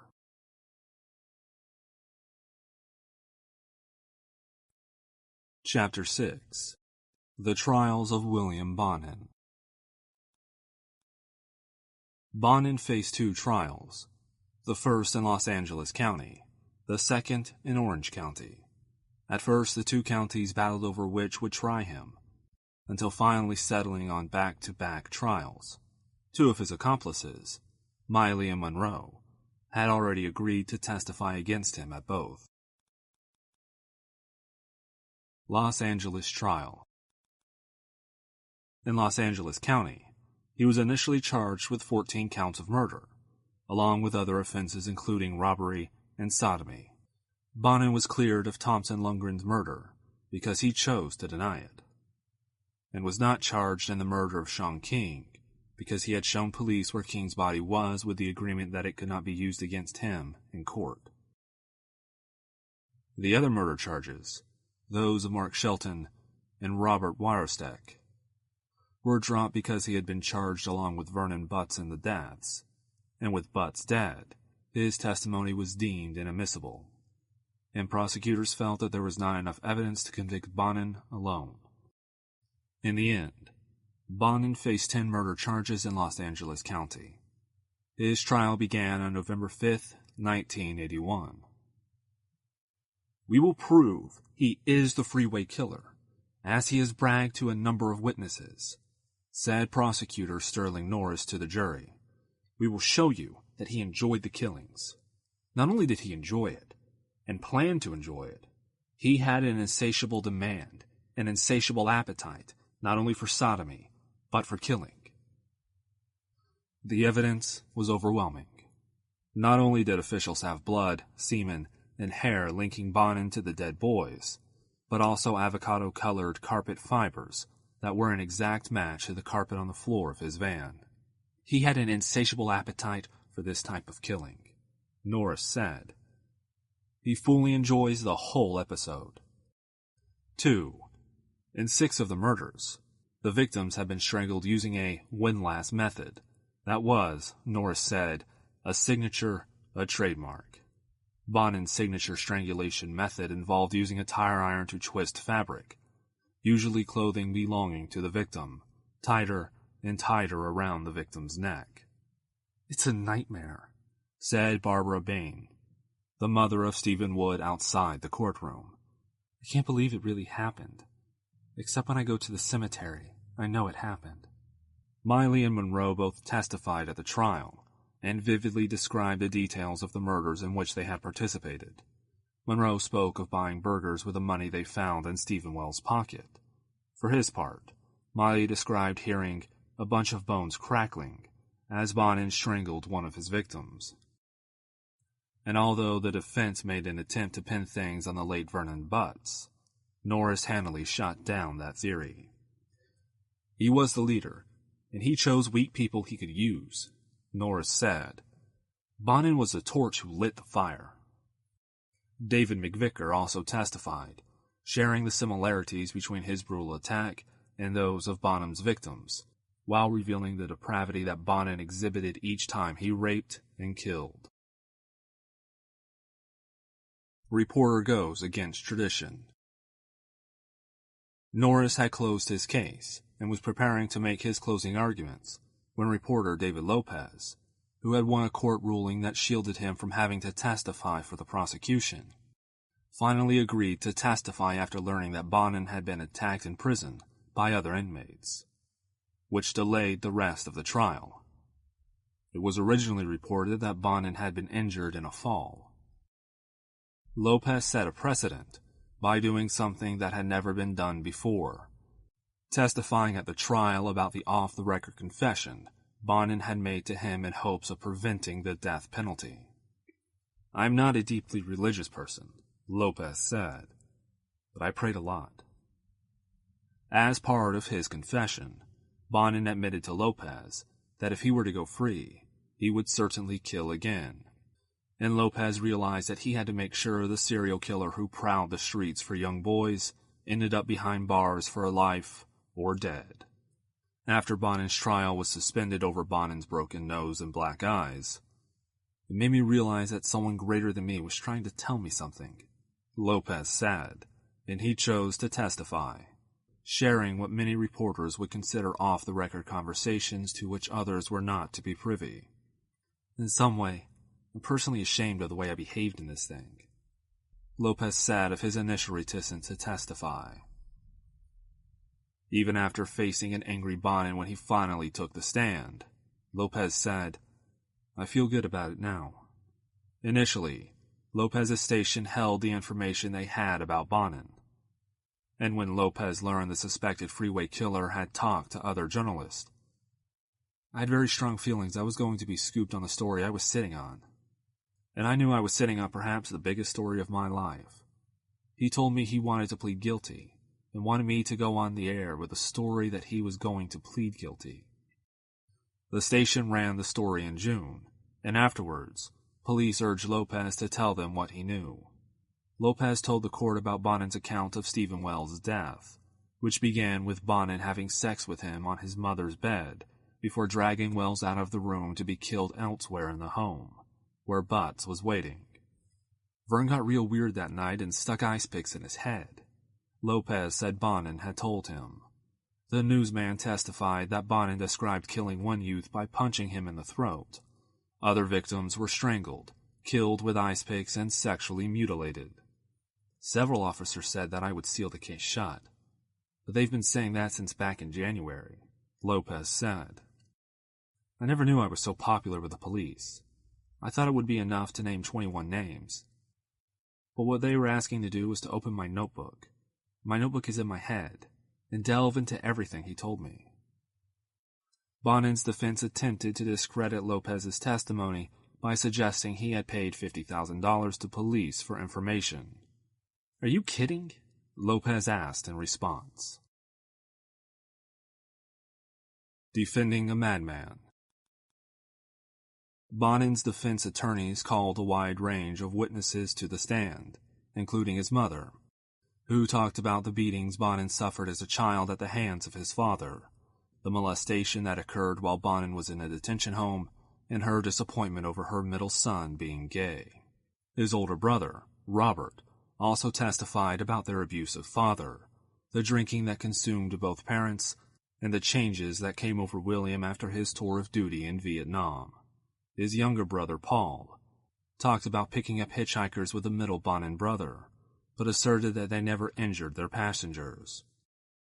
Everett Frazier, Bonin's neighbor who had introduced him to his accomplices, said that he had been shocked to learn that Bonin, a respectful friend, who had been a guest in his home at least 50 times, was facing such charges. Experts weigh in.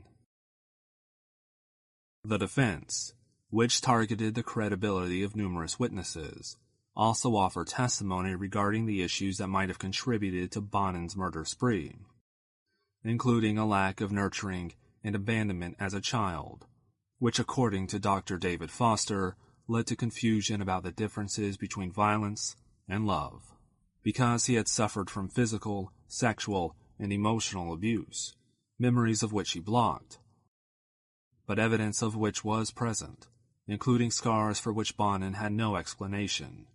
That forced a detachment and the use of fantasy and denial, and more primitive defenses to protect himself. Closing arguments. In closing arguments, Norris asked the jury to consider how Bonin treated his victims. Tying them like pigs and throwing them out like the garbage, he said. These dump sites are part of Mr. Bonin's habits. To use those freeways to put a body some distance from where it was killed, he added. These ligatures are a trademark. It's like signing Bonin on each and every one of these murders. He also asked jurors to stand in the shoes of the victims while they considered the facts in the case. If just one of these victims could take the stand and tell you about the humiliation, the degradation of ending his life this way, there would be no question what the result ought to be. Norris continued, just as Mr. Bonin drove the van of death, picking up these young kids, I ask you, ladies and gentlemen of the jury, to drive the van of justice and tell him, get in, Mr. Bonin. Your days of killing are done. On January 5th, 1982, the jury was handed the case. Members deliberated for 6 days before returning with convictions in 10 killings. Bonin was found guilty in the killing of Donald Hayden, Stephen Wells, Stephen Wood, Charles Miranda, James McCobb, Harry Todd Turner, David Murillo, Marcus Grabbs, Darren Kendrick, and Ronald Gatlin. I think it's a very good verdict. A very just verdict that was fully earned by Mr. Bonin, said Sterling Norris. We will ask for the death penalty. Even though there was not a guilty verdict on Sean, we know William Bonin killed Sean, said King's mother, Lavada Gifford. There are 10 first-degree murder convictions, and that's a victory. Bonin expects death penalty. After he was convicted on 10 counts of murder in Los Angeles County, Bonin said he expected a death sentence from the jury. "I'd be stupid not to expect it," he said. "If it comes down that way, it might be easier to handle." And while he was anxious over what decision the jury might make, Bonin said he was relieved that his first trial had come to an end. "It's finally over," he said. Bonin's first death sentence. The jury in Bonin's Los Angeles County trial only had to take one vote before determining that the killer should die for his sadistic spree. "Nobody likes to take another man's life," said jury foreman John Lang. "But we did what had to be done."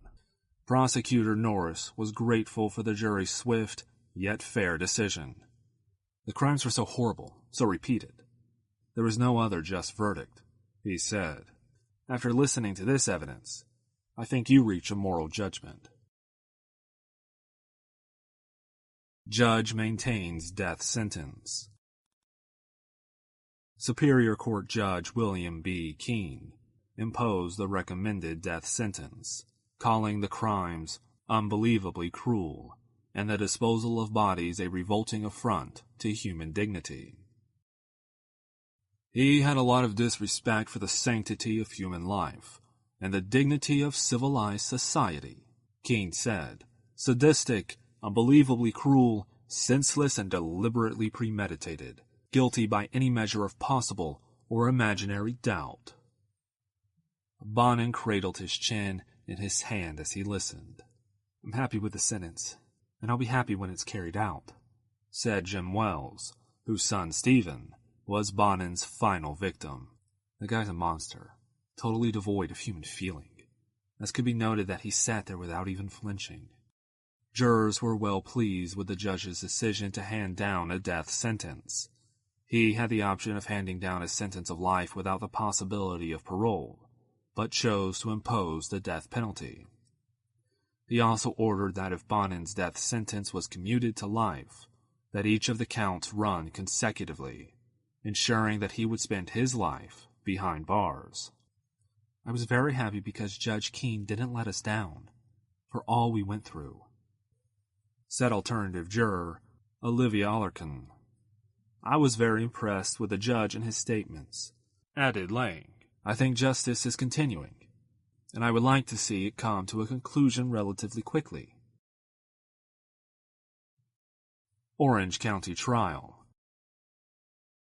In Orange County, Bonin was charged with the murders of Dennis Frank Fox, Glenn Barker, Russell Ruh, and Lawrence Sharp. He was held in isolation while he waited to go on trial, which was much different than his circumstances in Los Angeles County. "They have me in a room by myself, which is a bummer," Bonin wrote to psychologist Dr. Vonda Pelto from his cell in Orange County, where he waited his second trial. "No one to talk to or play chess with. I hope my attorney is successful in getting a roommate for me. 10 months is too long to be cooped up in a medical isolation room all by myself." Bonin's defense team attempted to get a change of venue because of the publicity surrounding the case. The court answered the request as follows. Bearing in mind the criteria which the court must take into consideration in evaluating the pending motion, the court has made the following determinations. First of all, with reference to the nature and gravity of the offense, certainly the court can think of no offense or offenses which would be more grave than those which are pending in this particular case. Secondly, with reference to the size of the community, the evidence is clear that we have a community that is approximately 2 million people, consists of approximately 2 million people. Additionally, the voter registration is in excess of 1 million. The court also notes that the panels now drawn also consist of both people who have registered to vote, and, in addition thereto, we also draw from people who have obtained driver's licenses that may not be registered. Consequently, it is the court's determination from those facts that the pool which would be available is in excess of the number of people who are registered to vote. Obviously, this is a case that has commanded a great deal of media coverage by both television and newspaper. But I don't have any evidence as to who watched what on television, what channels they watched, if in fact they do watch, what newspapers they take, if in fact they take any newspapers, and what effect. If in fact they do take newspapers, anything that they might have read has had upon them. In this case, the court does note that there has been a minimum amount of publicity regarding this case, at least since the imposition of the sentence in Los Angeles County. The court, in taking the totality of evidence that has been presented, makes a determination at this time that there has been an inadequate showing that the defendant is likely not to receive a fair trial in Orange County. I think, based upon the size of the community, that there is undoubtedly a large group of individuals who either have not heard about the case, or if they have heard of it, heard so little that in no way is the defendant not going to be able to get a fair trial in Orange County. The motion for change of venue is denied. Bonin's second trial began in March of 1983. The trial was especially hard on Russ's mother, Sandra Miller, who attended every day. She had started drinking the day Orange County detectives knocked on her door to tell her that her son was dead, and had trouble stopping afterwards. During the trial, her alcohol intake escalated, especially since her family members didn't want to talk about Rusty, and she needed desperately to remember him. So after the trial ended for the day, she would stop off at a local bar. I would get drunk, and all I'd talk about was Rusty. It was the only time I dared to. I had so much pain, she said. It was made worse by the empty bedroom that was Rusty's that she saw each morning after she woke up. The family had purchased a new home about a month before his murder, and he had picked out the bedroom he wanted for his own. It was a room in which he had never had a chance to sleep. Bonin created most of our problems, said Miller. He created a real havoc in our world. Bonin's mom, Alice Benton, again testified, and said her son was nothing but kind. If he had a bag of candy, he gave it away, she said. Clearly, Alice Benton had never heard the one about kids not taking candy from strangers in vans. Prosecutor Brian Brown got right to the point in closing arguments. Bonin is a very intelligent individual who goes to great lengths to avoid leaving any evidence, said Brown. One could truly say from the evidence found in the van, it's a virtual death wagon. Bonin would suggest they have sex with the hitchhikers, then kill them by binding them and strangling them. Brown said, killing to this man is less than stepping on an ant. He truly is a mass murderer.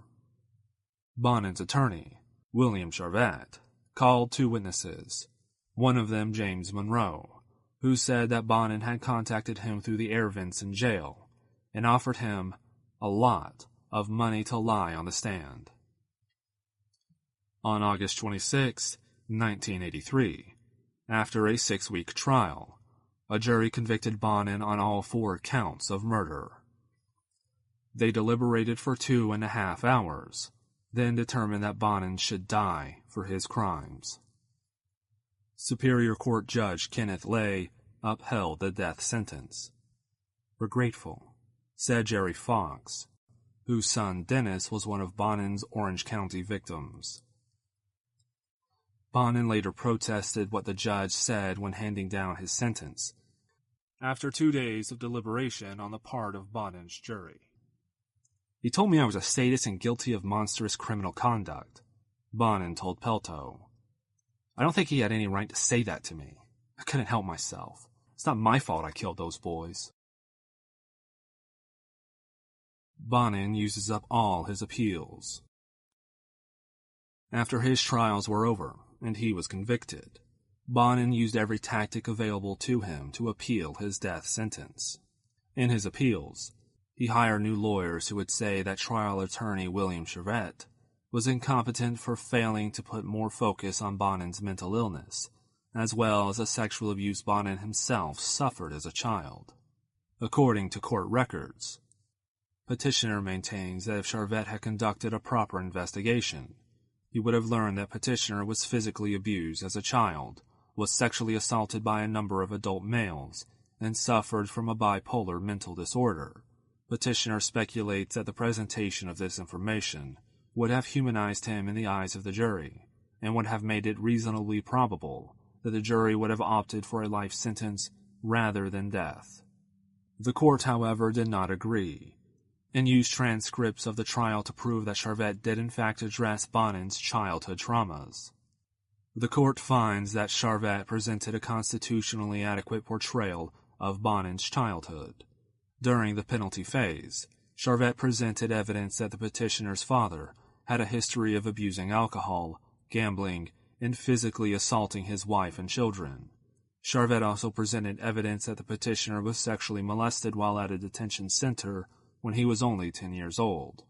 Moreover, after focusing primarily on Bonin's ability to function productively in prison, Charvet stated in his penalty phase closing argument, "I'm not going to go into trying to blame about the beatings of the mother or losing the home, because that's not really part of it.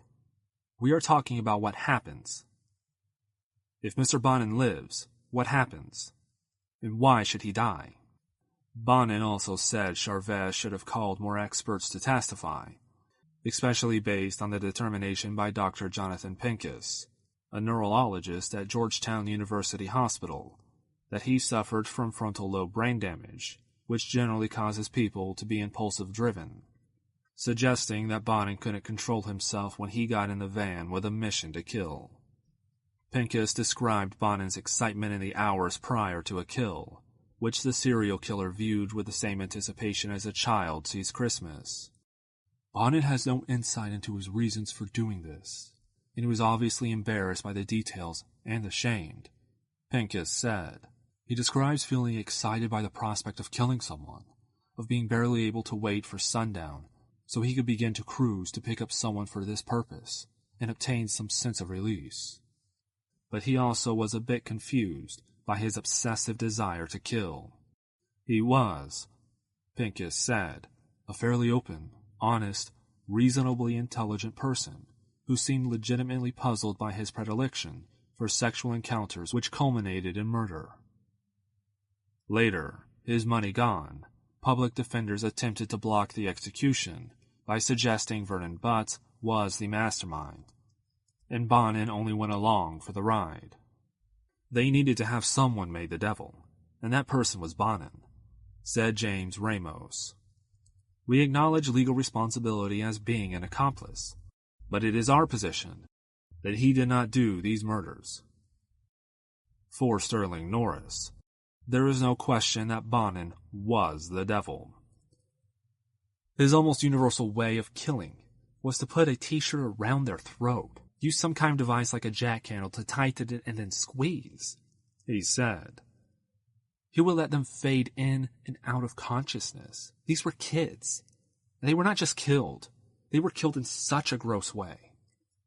Bonin also used his knowledge of unsolved murders as a bargaining chip, but authorities weren't in the mood to play.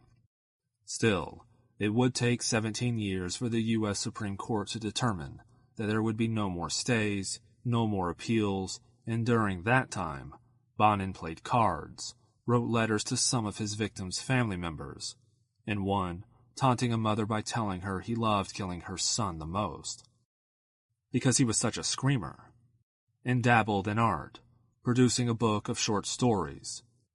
The book entitled Doing Time, Stories from the Mind of a Death Row Prisoner, and paintings that went on display in a Seattle gallery.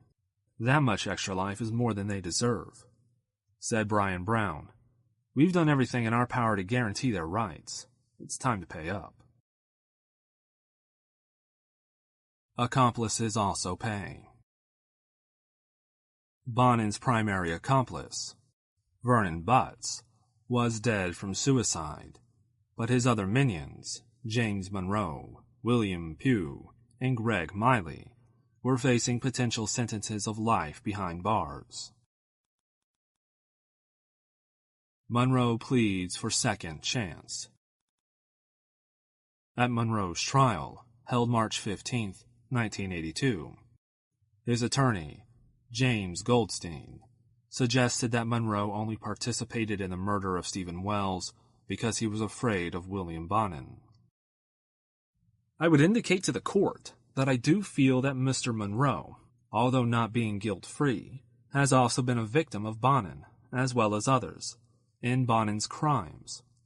By way of emphasis, I remind the court that Mr. Monroe also, at one point in time, came very close to being a victim, in the sense that he was tied up, and that his life was almost taken by Bonin.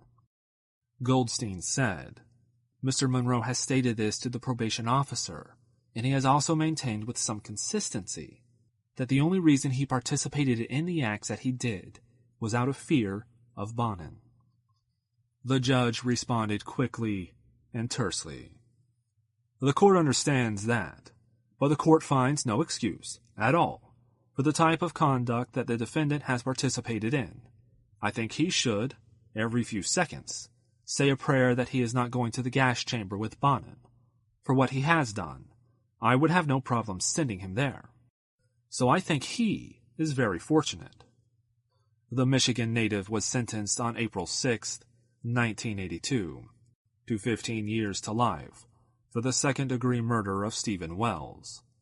He has appealed his sentence repeatedly and is currently incarcerated at Mules Creek State Prison. Wells' parents attend his parole hearings to ensure he isn't released. Still, he tries to plead a case for release. Since 1980, I have sat in prison wondering if someday I will get out, or would I spend the rest of my life in prison? I do understand, after years in prison, what I did was wrong. But do you all out there honestly say he is guilty of murder, or that I was in the wrong place at the wrong time? Yeah, I was. And I, for some reason, got caught up in this case. There is not a day that goes by that I don't think about what has happened, and how sorry I am for my actions. All I want is my life back. It's a wish the families of Bonin's victims, so many of them forever unknown, likely wish every single day of their lives, but it is one that can never come true. Monroe has also written several online accounts about the events leading up to his arrest, each one a little bit different than the others, but each essentially suggesting he was a victim, even when he could have taken action to save the life of Stephen Wells. In one, written in third person, he credited himself for the ultimate arrest of William Bonin, despite the eyes police already had on the killer. He said that if it wasn't for Monroe running away, Bonin would still be on the streets killing people. When Monroe got away, Bonin was mad, and got so mad he took his anger out on another victim. But he got caught because he tried to kill by himself. Bonin stated to reporters, if Monroe would have stayed with me, they would have never got me. And yes, I would have killed Monroe, but in my time. Bonin was finally executed in 1996 in San Quentin, and Monroe sits in prison hoping for someone out in the free world will understand him and share their concern. Miley also gets life sentence. As part of a plea deal, Miley, whose family members said was mentally disabled, was sentenced in Los Angeles County in February of 1982 to 25 years to life for his role in the murder of Charles Miranda. His Orange County sentence for the murder of James McCobb was the same, although it was to run concurrently with his previous sentence. He could also have received the death penalty, but he agreed to give up Bonin, resulting in the life sentence that included the possibility of parole. He was initially up for parole after serving 16 years and 8 months, but that parole date came and went. He is currently incarcerated at the California Substance Abuse Treatment Facility and State Prison in Corcoran, where he regularly breaks prison rules. According to officials at the facility, Miley has racked up 26 violations of prison rules, including making threats against an inmate, attempting to engage in non-consensual sodomy, refusing to attend classes, possession of unauthorized drugs, failure to comply with grooming standards, and others. Because of his inability to follow rules in the controlled environment of prison, Miley is unlikely to be paroled. The last time Miley was up for parole, Orange County District Attorney Tony Rakakis called him a significant threat to public safety, which was especially apparent based on the number of violations of prison rules Miley has racked up in recent years. Accomplice who gave up Bonin goes to trial. On May 9, 1981, William Pugh, whose story helped cement the theory that William Bonin was the Freeway Killer, pleaded innocent to charges related to the murder of Harry Todd Turner. A year later, on May 17, 1982, Pugh was sentenced to a 6-year sentence for voluntary manslaughter in the case of Harry Todd Turner. Charges of sodomy and robbery were dropped. He could have received a life sentence if convicted of murder, but the jury took into account his role in the capture of Bonin, which effectively ended at least one serial killer's reign of terror in California. Jurors deliberated for 5 days before handing down the verdict. Pugh would be out in less than 4 years, since he had already served 894 days awaiting his trial. Bonin would still be on the streets if not for Billy, said Pugh's attorney, Edmund Barrett. Public defender tries to get death penalty off table. As part of Bonin's appeals, public defender Monica Knox attempted to show that it was wrong to expect that the members of Bonin's Orange County jury were without prejudice in his second trial, given the publicity surrounding his first. The notion that a juror can say, yes, I've read about the search for this guy, that he may have killed up to 44 people altogether, but I can still set that aside, is unrealistic, she said, adding that the evidence compiled was not overwhelming against Bonin. Her request was denied. Do they play cards in hell? In 1990, Vanity Fair went to San Quentin Prison, and Mark McNamara wrote about a death row game of bridge, played by 4 inmates using homemade cards. Bridge requires 4 players on 2 teams, and in this game were Freeway Killer William Bonin, Scorecard Killer Randy Kraft, who was convicted of killing 16 men and was sometimes called the Freeway Killer, Doug Clark, one of the 2-man Sunset Strip Killers team, convicted of killing 6, and Lawrence Pliers Bittaker, who tortured 5 with pliers, his favorite method of torture. The foursome met daily and played for about 4 hours. According to McNamara, they didn't much like one another, but they did like the game.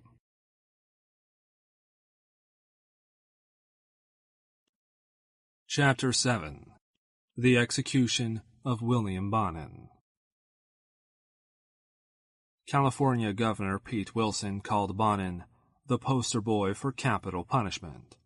His crimes were considered so heinous that police officers who preceded Bonin's crime scenes, as well as victims' families, were eager for the man who dumped his victims like so much trash to draw his last breath. They had waited almost 2 decades for karma to exact its revenge. Lethal injection replaces gas chamber. In 1992, the state of California determined that the gas chamber was considered cruel and unusual punishment, following the execution of Robert Alton Harris. They decided then on lethal injection, and that would be how Bonin died. It would not come as a surprise, though, if the families of his victims wished that Bonin's execution was twice as painful as Harris's, described in detail by the Los Angeles Times. At 6:07 a.m. by the warden's watch, The pellets dropped and the colorless gas began to invade Robert Harris. He just sat there, looking forward, hangdog. The first sign of death's beginning was a twitch of his hands, as if the rising gas had stung his skin. He inhaled and exhaled 4 or 5 times. His head snapped back. His eyes rolled into his head, and after 30 seconds, his head dropped. But he strained against the straps. Then his head rose as if by convulsion, then fell forward slowly. After a minute, his hands appeared relaxed. A vein that runs the length of his forearm bulged, then looked as if it would burst. His mouth was wide open, his face flushed, then turned almost purple. He seemed oblivious at this point, perhaps 2 minutes into the execution. But then, as his body seemed to have relaxed, his head rose slowly and eerily. At 6:11, there was a cough, a convulsion, a line of drool. His balding pate was visible, as was his tightly banded and short ponytail. By 6:14 a.m., the body no longer moved. We, the living, shifted from foot to foot. Light filtered in through the blinds on the 3 windows that looked out to the east. At 6:21 a.m., the 3 hanging lights brightened. At 6:22 a.m., Harris was declared dead. His execution had taken 15 minutes. Bonin's death day comes. On the day of his execution, February 22, 1996, Bonin was placed in a special holding cell on death row, where he was given access to his spiritual advisor, a Catholic chaplain. One wonders if he expressed any feelings or remorse at this time, although given how he taunted the distraught parents of his victims, and claimed none of it was his fault, it's unlikely. One of his lawyers, who continued to talk to Bonin after his death sentences, agreed.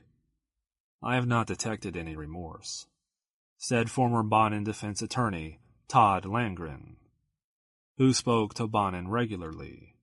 "It hasn't come up." In truth, the only remorse Bonin did express was his failure to become a pro bowler, since he'd excelled at the sport as a teen. He told a local radio station that he had made peace with dying, although he has no idea how he would feel when it finally came time to die, something he had feared the most after his capture. "As far as how I'm going to feel at that very moment, I can't answer that question," he said. "I don't know. I don't think any of us would know until we're there." He offered nothing for the families of his victims. No remorse, no apology, no hint of regret. "I don't think anybody in a situation such as I'm in, whether guilty or innocent, no matter what they said, would help them in any way. I really don't," he said. "They feel my death will bring closure, but that's not the case. They're going to find out." Last-minute fight for a stay. A little more than an hour before Bonin was set to be executed, the U.S. Supreme Court refused to hear his last-ditch plea, bringing to an end the appeals process that had lasted more than a decade. Earlier in the day, a panel of the U.S. Ninth Circuit Court of Appeals in San Francisco also rejected Bonin's request for a stay, and chose not to hear his claims. "We've done our very best, and we think appropriately and adequately. We will not give Mr. Bonin short shift," said Chief Justice J. Clifford Wallace. The panel agreed unanimously that Bonin's attorneys should not have waited until the last minute to present their arguments for overturning his death sentence. "There is no serious question of Bonin's guilt," Wallace wrote in a 19-page order, and "no fundamental miscarriage of justice" would come as a result of his execution. The lawyers from the public defender's office claimed that Bonin's trial lawyers were incompetent, that prosecutors had withheld evidence, and that witnesses had lied while judges in both trials overlooked what they saw as grave miscarriages of justice. The panel found no evidence to back those claims, and passed the case on to the nation's high court, which refused to hear it. His last meal. At 6 p.m., on the day he was executed, Bonin was moved from his cell to a death watch cell, where he watched Jeopardy and ordered his last meal, which consisted of 2 large sausage and pepperoni pizzas, 3 pints of coffee ice cream, and 3 six-packs of Coke. He ate alone. According to witnesses, he appeared resigned to his fate. "He's communicating well and seems relaxed," said San Quentin spokeswoman Joy McFarlane. Later, he was allowed a handful of visitors who spent his last hours with him, including one of his public defenders, James Ramos, his biographer, Alex Skriloff, and former San Quentin guard, Ben Aronoff, who hugged Bonin goodbye. "I told Bill I loved him, more than anyone I'd ever loved in my life," Aronoff told the Los Angeles Times. "It was a beautiful moment." Bonin apparently showed 2 sides that were a complete dichotomy. On one hand, he failed to tell the families of his victims that he regretted what he'd done, and instead almost taunted some of them with his memories of their loved ones. While on the other, he was seen as a caring, loving human being. "He has a very basic sense of caring," said Skriloff, a Louisiana woman who is writing the book Beyond Control, which explores Bonin's damaging childhood. "I know that's completely the opposite of what everyone sees." According to Skriloff, those close to Bonin saw a side of him that was never portrayed by the media, never mentioned in court transcripts, not shown in the actions of one of the most prolific and sadistic serial killers in United States history. "We saw the inner child in Bill," added Skriloff. "The child in him never got to live. He was a very caring, very giving person." A former neighbor, Dolly Sanders, a bartender at the neighborhood hangout, the Rick Rack Pub, told the Los Angeles Times about the night Bonin sat with her in the hospital when she believed her son was going to die. "He didn't want to leave me alone," she said. Ramos later told reporters that Bonin stayed calm as his execution neared. Afterwards, the 3 reflected on Bonin's troubled past. "He was faced with so many significant hurdles when he was young that made it virtually impossible for him to be a successful human being," said Ramos. "The way some people saw Bonin begs the question, how can a monster who casually killed so many young men, robbing their families of a lifetime of memories, so easily wear 2 faces?" In his final statement, given to the warden 1 hour prior to his scheduled execution at midnight, Bonin again expressed no remorse for his crimes, and left a note that stated, "I feel the death penalty is not an answer to the problems at hand. I feel it sends the wrong message to the people of this country. Young people act as they see other people acting, instead of as people tell them to act. I would advise that when a person has a thought of doing anything serious against the law, before they did, they should go to a quiet place and think about it seriously." It meant nothing to the families of the boys he had killed, and did nothing to humanize William Bonin for those who did not consider him a friend. Editorial protest empathy for Bonin. For Rob Morris of the San Francisco Chronicle, there is no excuse for William Bonin. Bonin was abused as a child. The abuse seems to have been bad, but not nearly as gruesome as the abuse he dealt out. Morris wrote in an editorial that went live at 4 a.m., February 20th, 1996. "The world is filled with articulate people who can write and paint and were abused as children. Few of them ever become serial killers. Very few become evil. To call Bonin's evil psychiatric disorder, as the defense has, or an illness, is to slander the mentally ill. The crime rate among the diagnosed mentally ill is lower than among so-called normal people. Serial murderers like Bonin seem normal except when they're killing people. It's best to call it evil. It's most effectively treated by lifetime incarceration or death. An execution, whether by gas chamber or lethal injection, is a killing done in our name, and we should give it a lot more thought than eating red meat. Personally, I've come and gone on the issue, and I have to admit that a lot of it has to do with who's up for execution. Many believe that the state has no right to take a life. This is a comfortable belief for those who don't live in Oklahoma City, don't remember Nuremberg, and never had a child murdered. The death penalty is mainly about vengeance, or setting a soul at ease, not illegitimate motives.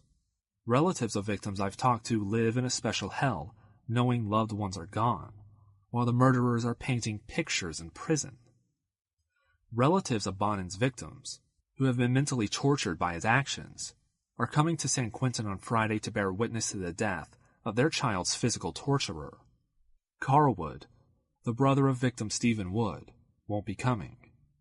He committed suicide. That makes 15 young men who died because of William Bonin. Killing Bonin won't bring them back, and it may not ease the pain of relatives, but justice is about making hard choices. If Bonin's victims had lived, they'd range in age from 28 to 35. Lord knows what accomplishments he stole from them. Instead, we have to read about their killer's sensitivity, his painting, and his writing. The word rehabilitation has been heard. Sorry, the man resigned from the human race. I don't want to pay his room and board until he goes to hell. It would be nice if we could shoot Bonin into space and never have to execute him. Unfortunately, we can't get off that easy. Witnesses anticipate justice. I just can't wait to see him take his last breath, said Sandra Miller, whose 15-year-old son, Russell Duane Ra, was waiting at a bus stop to go to work at a fast food restaurant when Bonin's van rambled by. She expressed regret that Bonin's death, unlike her son's, would be painless, along with a hint of rage that Bonin's time spent in prison, awaiting execution, lasted longer than her son's short life. He actually lived longer there than my son got to live his life, she added. Is that fair? Miller's son, who went by the nickname Rusty, was opposed to the death penalty, and had written a paper on the death penalty in school. The piece was among a stack of things she received from school after her son was killed. He believed that anybody who killed anybody ought to be helped, said Miller, who all the same wished Bonin dead for taking her son from her and upending her family. I think his feelings would be different if he'd known he was going to die like that. She added, I had the perfect happy family. After this, it was like the whole world fell apart. Another mother, Sean King's mother Lavada Gifford, had written to Bonin for years in hopes of reading his words of remorse, but they never came. Before his execution, she wrote again to ask him if he had any last words. To her, he did not. Rape victim relishes his chance at retribution. I'm looking forward to this more than anything in my life, David McVicker told the Los Angeles Times. The disc jockey from Santa Ana traveled with friends in a Winnebago travel trailer to witness the execution of the man who continues to haunt his dreams. Sometimes I wake myself up yelling, McVicker said. Imagine going to sleep and getting raped 10 to 12 times a night. It is those images, the ones that come to him when he was asleep, and again at his most vulnerable, that drew him to watch Bonin's execution. I have to see it, he added. It will change the mental videotape in my head. I can see him dead. I can see his body carried out. He can't rape me anymore. He's dead. McVicker brought along a magnum of champagne and a carefully selected musical playlist, AC/DC's Highway to Hell, and Aningo Beningo's Dead Man's Party among them, to mark the occasion. It has nothing to do with partying or getting drunk, McVicker said. It's symbolic of our closure. It's not a ceremony, but a ritual. It signifies a new time. This is going to end it. End it. Throw me forward. I'm so ready for this. This is the beginning of my life. Execution. At 11:01 p.m., prison guards called the telephone company to get the official time and to double-check that the phones in the death chamber were working in case the governor called with a stay of execution. The syringes and other medical supplies were already prepared and in the chamber. With his execution scheduled for 12:01 a.m., Bonin was walked from his holding cell into the execution chamber at 11:45 p.m. He did not struggle. According to some reports, he had been given a heavy dose of Valium and walked himself to the table where he would die, said prison spokesman Vernell Crittenden. It would take 8 minutes for technicians to find a vein for the IV, and although officials said no tranquilizers were given to Bonin, when the curtain opened at 12:09 a.m., and witnesses were allowed to see inside the execution chamber, it appeared as though Bonin was almost asleep. If he had any knowledge of what was about to happen, he didn't show it, wrote Mark Gribben of TrueTV.com. With a strong dose of tranquilizer in his system, he certainly didn't care. Stoned on state-sanctioned Valium, Bonin was strapped to a hospital gurney in the refurbished California gas chamber and pumped full of 3 different chemicals. The first, sodium pentothal, aka truth serum, rendered him unconscious in about a second. The next dose, pancuronium bromide, paralyzed his muscles and made it impossible for him to breathe, much like Carrere in a South American Indian blowgun. The final dose, potassium chloride, came a few seconds later and instantly stopped his heart. By 12:13 a.m., Bonin was dead. It took 5 minutes for him to die. A reporter said his face turned purple, and his chest heaved once or twice, and it was over. Bonin, number 322, the 322nd murderer executed in the United States since 1976, the first in California to die by lethal injection, was 49 at the time of his execution. He was the first person to be executed by lethal injection in the history of California. He had been on death row at San Quentin Prison for 14 years, behind bars for 17 years. None of his family members attended the execution, and no one was on hand at San Quentin to claim Bonin's body, which was later cremated. Not enough satisfaction. According to Los Angeles Times reporter Ken Ellingwood, many of the witnesses to Bonin's execution were disappointed that they were not allowed to see the entirety of his death. The scene was so sterile it was hard to remember a man was meeting his death, wrote Ellington afterwards. Behind a white curtain in a converted gas chamber, William G. Bonin lay face up, strapped to a table, his arms implanted with tubes that would carry the poison to his veins. The 50 witnesses who took their places around the windowed enclosure did not see Bonin's final walk. They did not see the expression on his face as he entered, or the prison technicians who struggled several minutes to find a usable vein. When prison guards pulled open the curtain, Bonin, in fresh denim clothes and gray socks, blinked at the ceiling, his belly rising and falling as the trickle began. His mustached face betrayed nothing. If he was making a sound, none escaped a sea-green steel bubble. After about 50 seconds, Bonin's chest heaved twice, quick as hiccups, and he puffed hard, exhaling his final breath. A minute later, his skin was blue. "I'm not sure what we witnessed," said Sam Stanton from the Sacramento Bee, and San Francisco reporter Kevin Fagan described the event as less involving than watching a vet put down a dog. In response, the California Department of Corrections said they weren't hiding the execution process from the public, but instead were protecting those who led the serial killer into the chamber. What people wanted, of course, was the fear. No, the sheer terror that Bonin's victims suffered, and that eye for an eye was not what they got.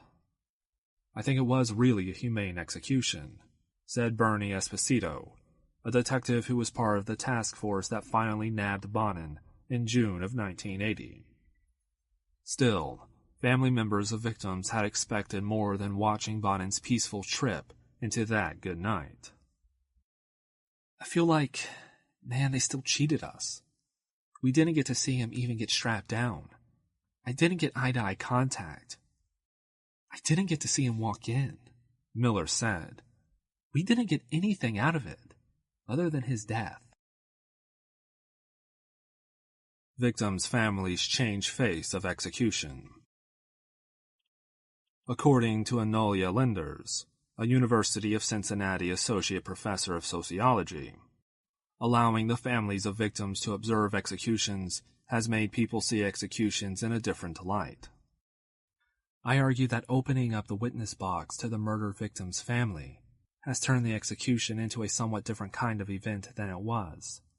It has come to repersonalize executions and reinfuse them with the interestedness and passion, she said at the 2014 American Sociological Association's annual meeting. No longer is it enough that the death is swift and the arrangements are efficient. The execution must now satisfy the psychological demands of long-suffering relatives and other intimates of murder victims. Capital punishment is now thought of more as a way to exact retribution on behalf of victims and their families, she said, rather than as a deterrent to crime. The family members of murder victims are in the witness box to view and judge something other than the execution of the law, she said. They are there as survivors, not so much to observe the execution. They are official witnesses to do that, as to bear witness to the pain and suffering experienced by murder victims and those they leave behind. The aftermath. While Bonin waited for his date with death, he kept himself busy, at once divulging some details of his crimes to Vonda Pelto in handwritten letters to the psychologist. His words revealed the depth of his depravity, and likely made Pelto breathe a sigh of relief when Bonin was officially dead. At one time the guy asked, "Why are you doing this?" I have no answer. Just before he went unconscious, I led up and asked him, "Do you want to know why you have to die?" He said yes, and I said, "Your folks paid us to find you and kill you." Then I pressed down on him again and he was finally dead. I took the rope off of him and took the ice pick and stuck it up both nostrils and into his ear. This was to make sure he was dead. We then drove out to the freeway and finally found a place and dumped him, fully clothed, down in an irrigation ditch. Then we got back onto the I-5 and I drove back to Los Angeles. An error in judgment.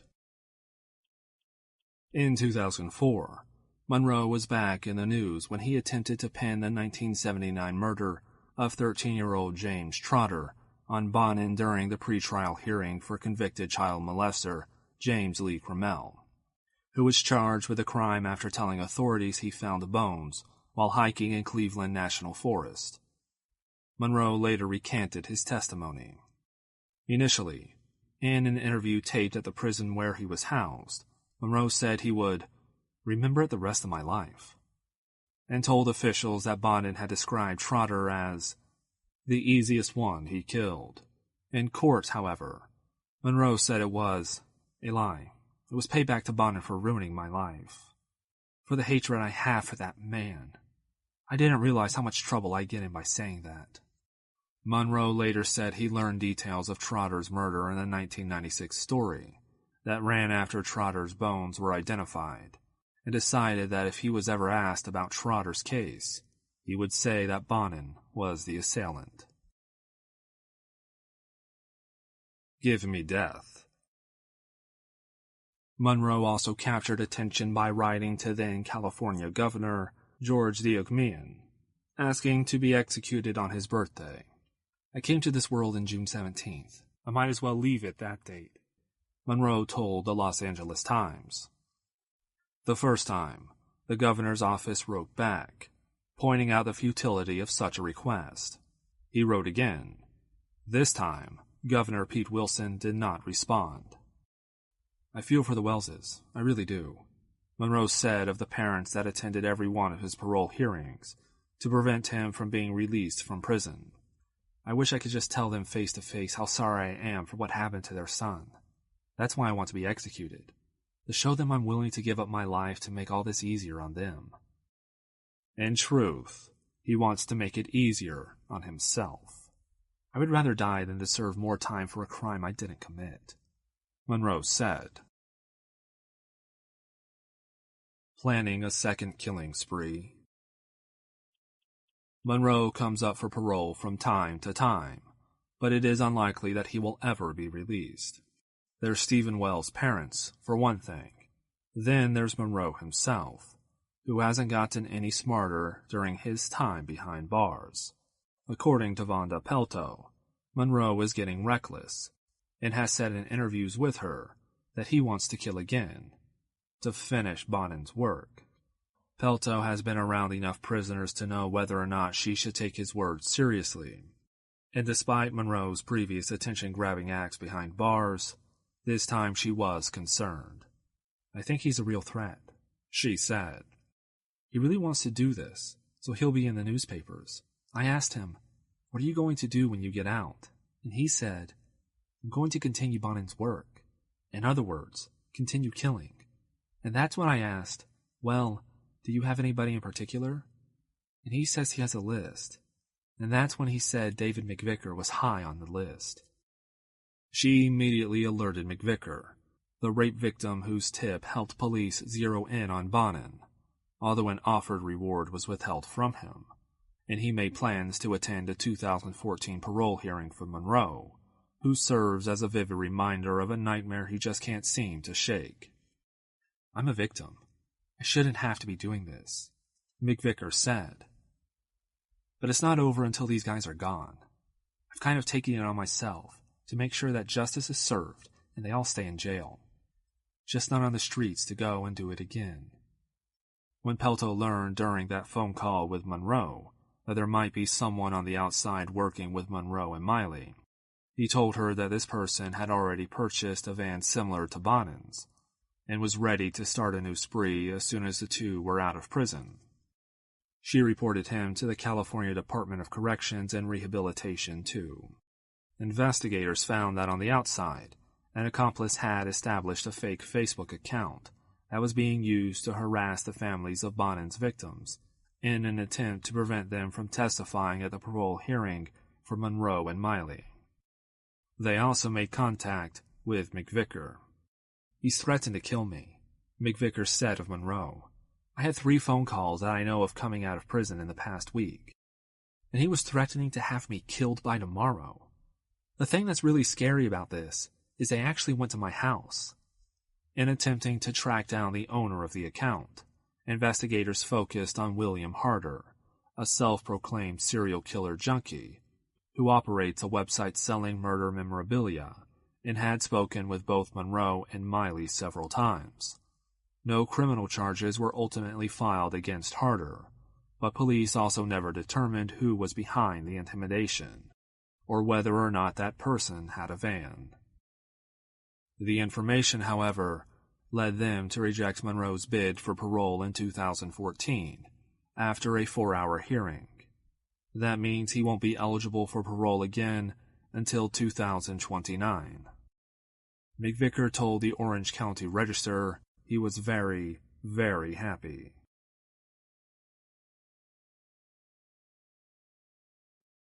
Chapter 8. Bonin's Terror Lives On. For the families of the victims of William Bonin and his accomplices, Bonin's execution did little to erase the trauma of losing their sons or brothers. Those families now realize to what extent evil lives in the world, and they are reluctant to venture into its territory.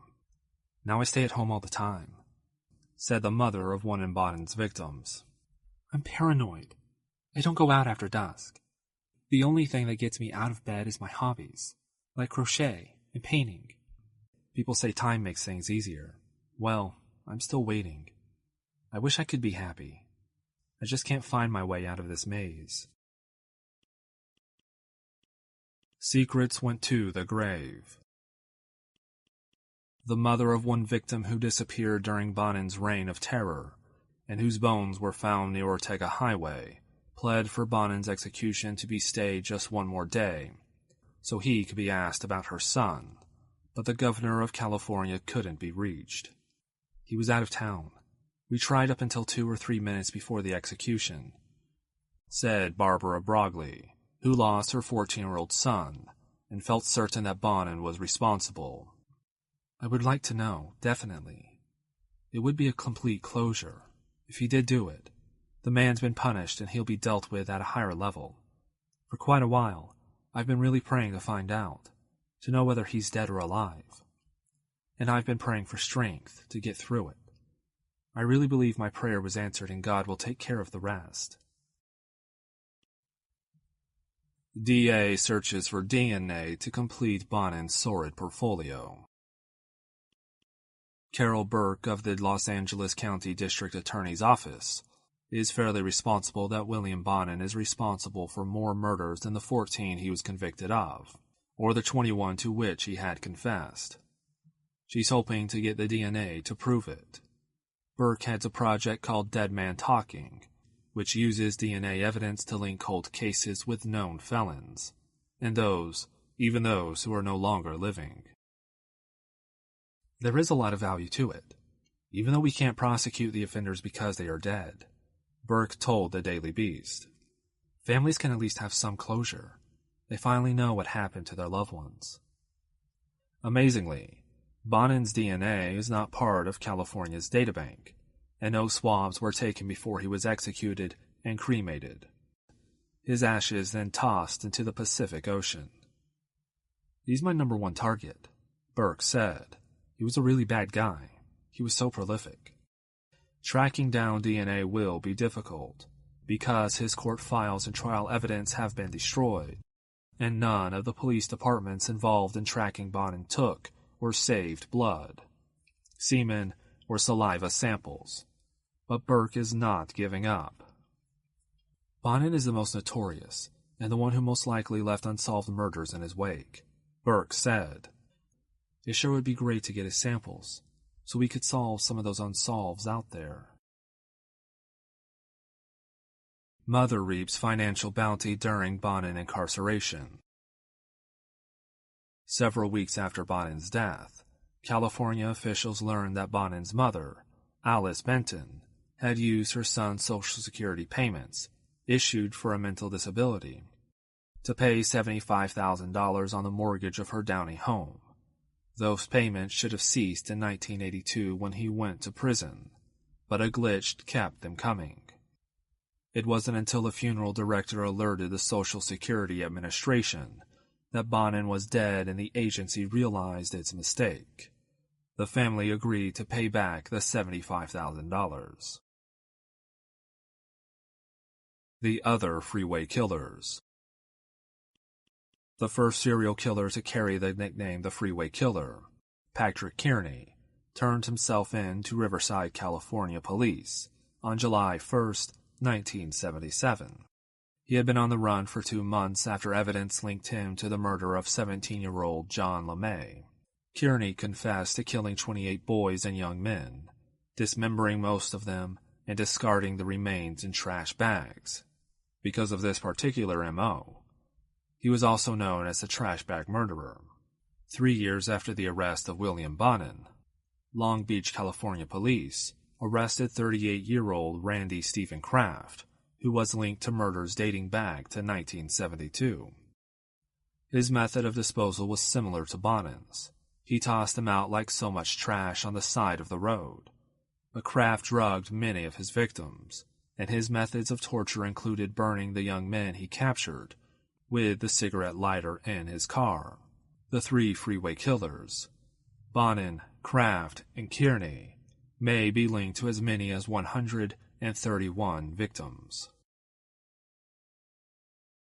A movie merges truth, fiction. In February of 2010, Freeway Killer, a film directly based upon the murders committed by Bonin and his accomplices, was released by Image Entertainment, creators of the movie Dahmer. Scott Anthony Leet starred as William Bonin, while Dusty Sorg played Vernon Butts. Leet, a method actor, spent months researching the character and his backstory, especially so the ongoing childhood abuse that led to his murder spree, and gained 35 pounds and dyed his hair black to play the role.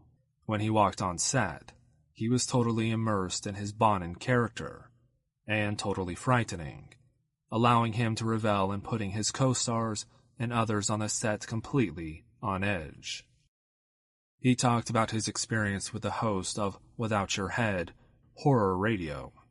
The thing that was outstanding about William Bonin, the first thing you notice, was what a hair-trigger temper he had, Leet said. He was an interesting character to play because of that hair-trigger factor. At a drop of a hat, this guy had no conscience. Rape and murder for William Bonin was a total addiction. Leet was also interested in how easily Bonin was able to appear normal during the times when the desire to rape and kill wasn't consuming his thoughts. He fit into society better than most serial killers. He was like a regular guy, Leet said. Still, playing the role of someone so inherently evil was exhausting, despite the relatively short 5-week shoot. Honestly, it does take a toll, Leet said. Playing William was extremely difficult. It was bloody and brutal to relive what this guy did. He's heinous. Once you're in that character and playing it, to a certain degree, it's spiritually debilitating. It was a difficult shoot, to say the least. Leet wished that the directors had left some of the meat of the story intact, such as the molestation as a child that eventually influenced Bonin's sexuality. They cut a lot of his backstory out of the movie, and that really disturbed me, Leet said. William was a hell of a character, and I think that backstory he had, going through that life, made him who he was. I will definitely carry it with me for the rest of my life, he said. The movie is currently available on DVD and Netflix. Conclusion. While hitchhiking was slowed considerably, the highways and byways that crisscross the United States are still peppered with young people looking for a new life or their next adventure. But there are still a lot of William Bonins out there, abused as children and ready to take it out on the next person to get inside his or her car. I take Aaron Stovitz's words to heart and find another way to reach your destination.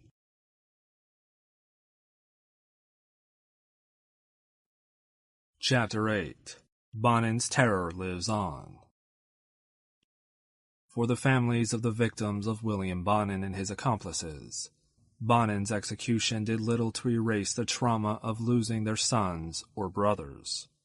Those families now realize to what extent evil lives in the world, and they are reluctant to venture into its territory. Now I stay at home all the time, said the mother of one of Bonin's victims. I'm paranoid. I don't go out after dusk. The only thing that gets me out of bed is my hobbies, like crochet and painting. People say time makes things easier. Well, I'm still waiting. I wish I could be happy. I just can't find my way out of this maze. Secrets went to the grave. The mother of one victim who disappeared during Bonin's reign of terror, and whose bones were found near Ortega Highway, pled for Bonin's execution to be stayed just one more day, so he could be asked about her son, but the governor of California couldn't be reached. He was out of town. We tried up until 2 or 3 minutes before the execution, said Barbara Brogley, who lost her 14-year-old son and felt certain that Bonin was responsible. I would like to know, definitely. It would be a complete closure. If he did do it, the man's been punished and he'll be dealt with at a higher level. For quite a while, I've been really praying to find out, to know whether he's dead or alive. And I've been praying for strength to get through it. I really believe my prayer was answered and God will take care of the rest. DA searches for DNA to complete Bonin's sordid portfolio.